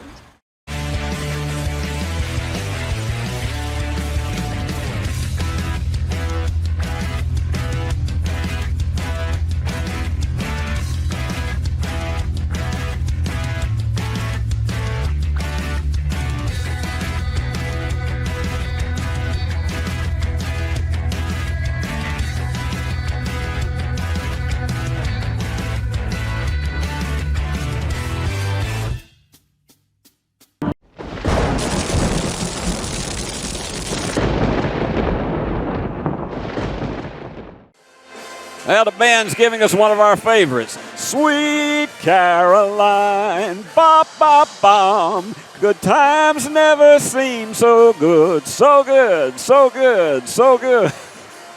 Oh, I think that is still the brand name pep song for so many schools now, Sweet Caroline. 16 on the shot clock for Union. Hanging on to this tenuous 5-point lead, and the foul. And that will put Union in the bonus. And it came at the perfect time because there was almost no maneuvering room for Jordan Pike. Now today he's missed his only 2 free throws. The first one is extraordinarily critical. He gets them both. And checking back in, Parker Applegate, and coming out is Johnson. If he gets them both, it's back to a 3-possession lead for Union. But this first one is critical. We'll watch it with you. Yes.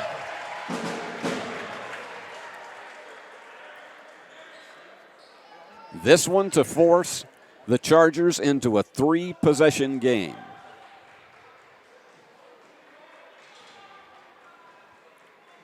And remember, he's only a freshman.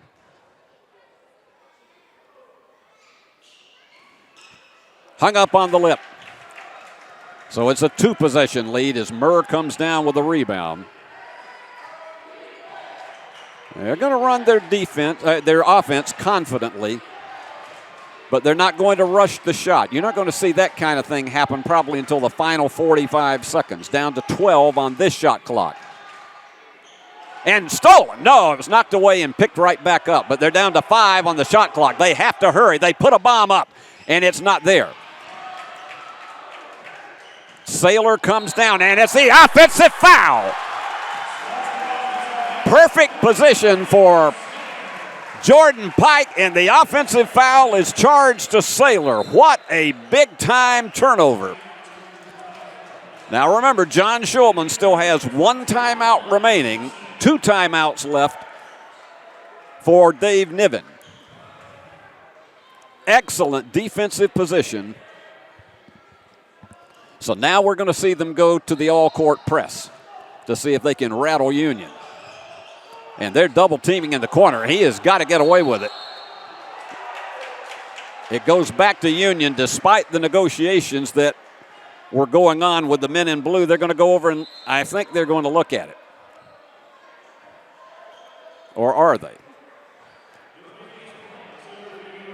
Well, let's see if they're going to look at it on a replay. Yeah, they're coming over. Let's take a quick 30-second break, and we'll be right back. Your life. Your home. Your business. Your future. Focusing on you, West Tennessee Bank strives to serve its clients in every season of life. With vast experience in personal and business banking, we take pride in guiding you through significant events. At West Tennessee Bank, we help you realize your dreams. West Tennessee Bank is a division of Decatur County Bank, equal housing lender, member FDIC. West Tennessee Bank, focused on you. Well, that inbounds press has rattled Union several times this season, particularly late in games. Now, the officials still looking at the replay to determine if there's enough evidence to overturn the call. Unquestionably, they were negotiating for their possession on the Chargers side, and Dave Niven is giving intense instructions regardless of which way this goes. Now, some people may question, would they go to an intentional foul situation if Union gets the ball and they go back at the opposite end? The key guy you would probably look at fouling in a case like that would be Jordan Pike. Parker Applegate is only a 50% free throw shooter, so there are some that you could put on the line, and Union will get the ball. You heard the roar come up from the Bulldog fans, so Union will have it over on the side with 27 seconds remaining in the possession. And they're bringing everybody up. They're going to go into their stack formation. And Lane Sarver to toss it in. And DeBuck, he's going to be challenged, and he lost it. It goes back to Union, and they were extremely fortunate because Chapman, he had it for a split second. So, let's see if a timeout was called in that case. We're going to keep it right here with 1 minute and 40 seconds remaining. And John Schulman is again negotiating with the official. It is a 30-second timeout that was called by Dave Niven, so he is down to 1. Each coach is left with one final timeout in this final 100 seconds. Union with 4 players in double figures, 16 for Jordan Pike. Actually, 5 players in double figures. RCA Victor with 15, 13 for JT DeBuck, 12 for Jeremiah Littlepage, and 11 for Lane Sarver. For Alabama Huntsville, 15 each for Murr and Burnett, their 2 big guns. Leslie with 11 and 9 for Saylor. But again, Union is going to be challenged down at this end of the court. They have not been able to maneuver it forward, and they have 22 seconds remaining in the possession. And he does get it in, and there is traffic. And he fires it across and gets it. Wide open, nobody there to challenge. Jordan Pike with 18. Nobody was expecting him to be that wide open. A 3-possession game. Big Bob is short, and the rebound comes off once again to Applegate and the foul. Yes, they are going to the intentional fouls.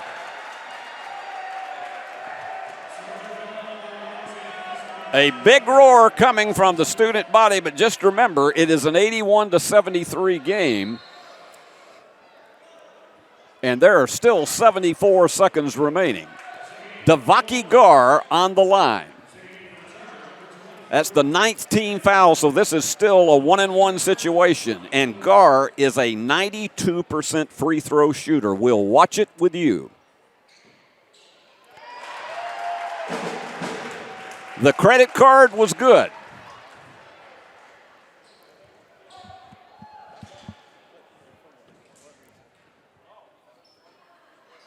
Ten-point lead. 4-possession game. That puts more pressure on the Chargers to be able to get it down quickly. We approach 1 minute. They go for the bomb. Yes, sir. You knew one was coming, and Costal delivered.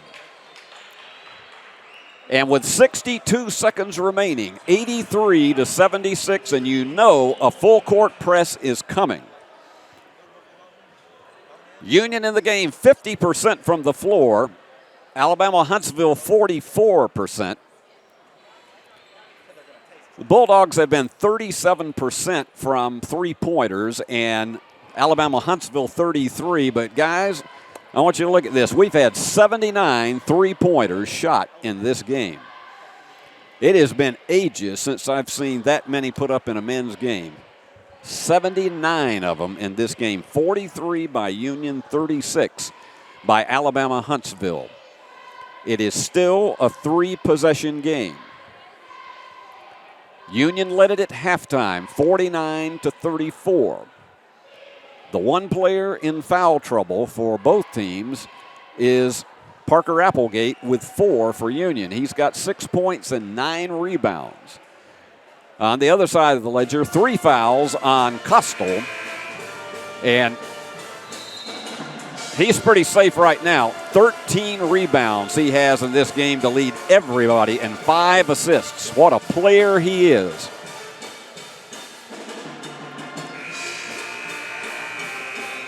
And Costel is only a 29% three-point shooter for the season, but I wouldn't want to see that in his hands if I was a Union fan this afternoon, because he's just had a way of coming up with some tremendous plays. Now, this is important to get that ball on the inbounds play here and see how quickly they will go for potential free throws. And coming up quickly, and he's got to get it in quickly. They get it to Littlepage. And here they go up the floor. And the foul. No, they didn't call the foul. They're not going for it yet, and they finally do. That time it was Chapman. And this is going to be a 2-shot foul now. And at the line for some big ones are the hands of Lane Sarver. Lane actually had only been to the free throw line once before this game, and he nails it. 84-76. That is only his second shot from the charity stripe this season, and what a big one. And this would be even bigger. No, in and out. But still a 3-possession lead as we're under 50 seconds. The pressure to get it on quickly, and the foul is going to be charged to JT DeBuck, but that's not necessarily a bad situation, because let's say he gets 2 of them. If you're a Union fan, it's still going to be a 2-possession game. And it's Costel at the line, 74% on the season. Short. Usually at this stage of the game, if you see that happen, it means they're tired. Because this is a team that rarely is short of the iron on free throws. So it's going to stay a 3-possession lead regardless. And he got the second one to fall, 84-77. Just a tenth less than 46 seconds remaining. And here they go. They're in all kinds of trouble, but it is picked up, and Littlepage will go to the line. We're going to be spending a lot of time at the stripe the rest of the way.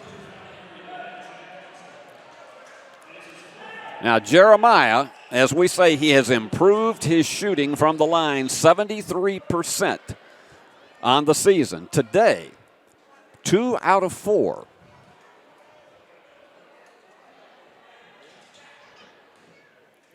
We'll watch it with you. You could see that he almost tucked that ball a bit before he put it up. Just for confidence sake, getting this next one is crucial. Emotionally, a big drop otherwise. That's there. 85-77. Again, they're going to have to get it down quickly.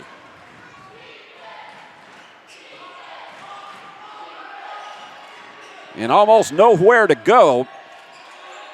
They're using up an awful lot of time. They go from the corner. Yes, sir. How about that? That was Murr. He has 18. It is a 5-point game. There's still plenty of time on this one. They're going to have to hurry to get this one in. And Littlepage again. They're trying to clobber him in the backcourt. And that's stolen. Stolen back. Oh, no, it's stolen a third time, and the foul with 16 seconds remaining. Oh, my. Look at all of those passes that went astray. 3 changes of possession there in the final. My goodness. Now, this is going to be a 1-and-1. 3 changes of possession that came there in about 8 seconds. At the line, it's Burnett. 6 of 8 today from the line. 78% on the season. And that one is on Applegate, so he's done for the afternoon. Dave Niven is taking all the allotted time. And a couple of substitutions come in for defensive purposes for the Chargers.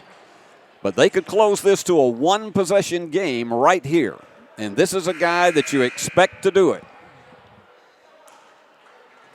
So Applegate comes out.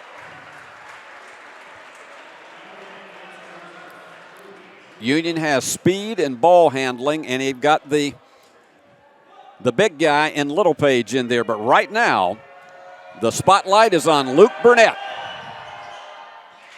And you just got to figure he's going to deliver.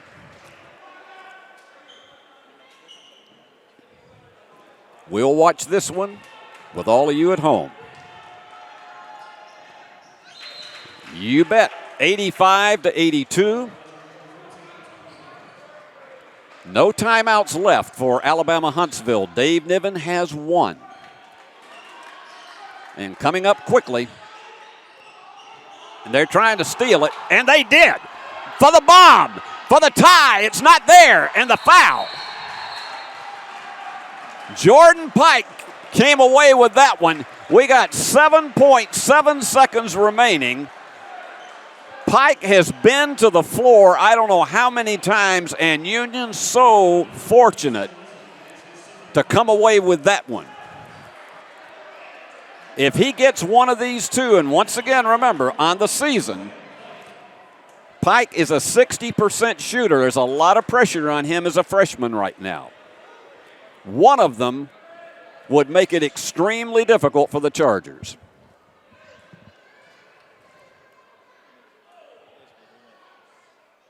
Yes.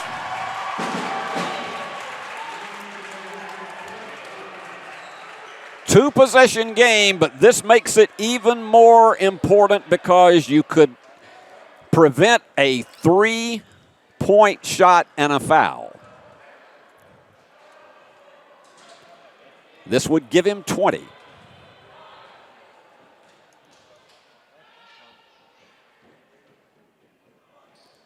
Yes! 87-82. They're going to have to put up a long one. Just off the iron, and that's it.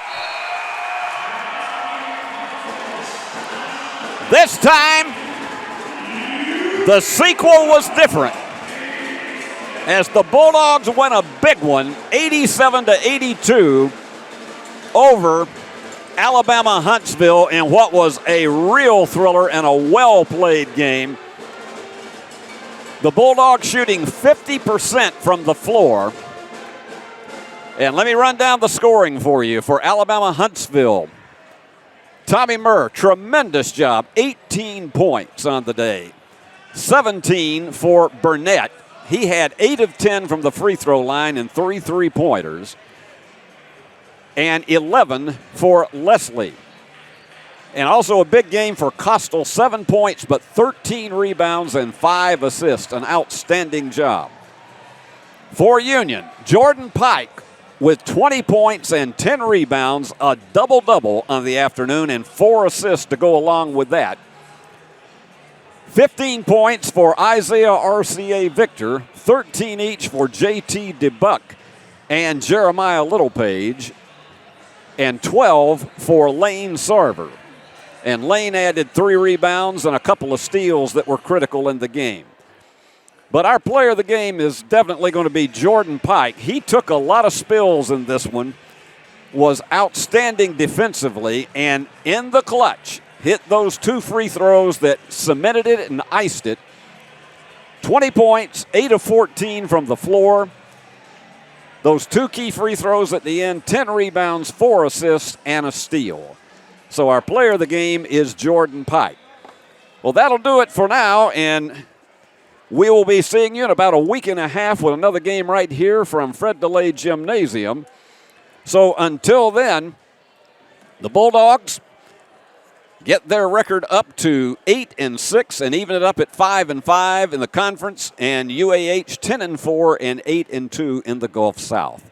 So until we're with you next time, these are the folks who did the job for you tonight.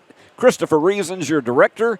The cameras, Adriana Bolin, Billy Bolin, Eric Inman, and Andrew Burris. And our executive producer is Paul Schultze. I'm Steve Beverly saying so long from the great hub city of West Tennessee, where the final score was Union 87, Alabama Huntsville 82. This has been a presentation of Flow Sports, the Gulf South Conference, and its member institutions. Good night, everybody.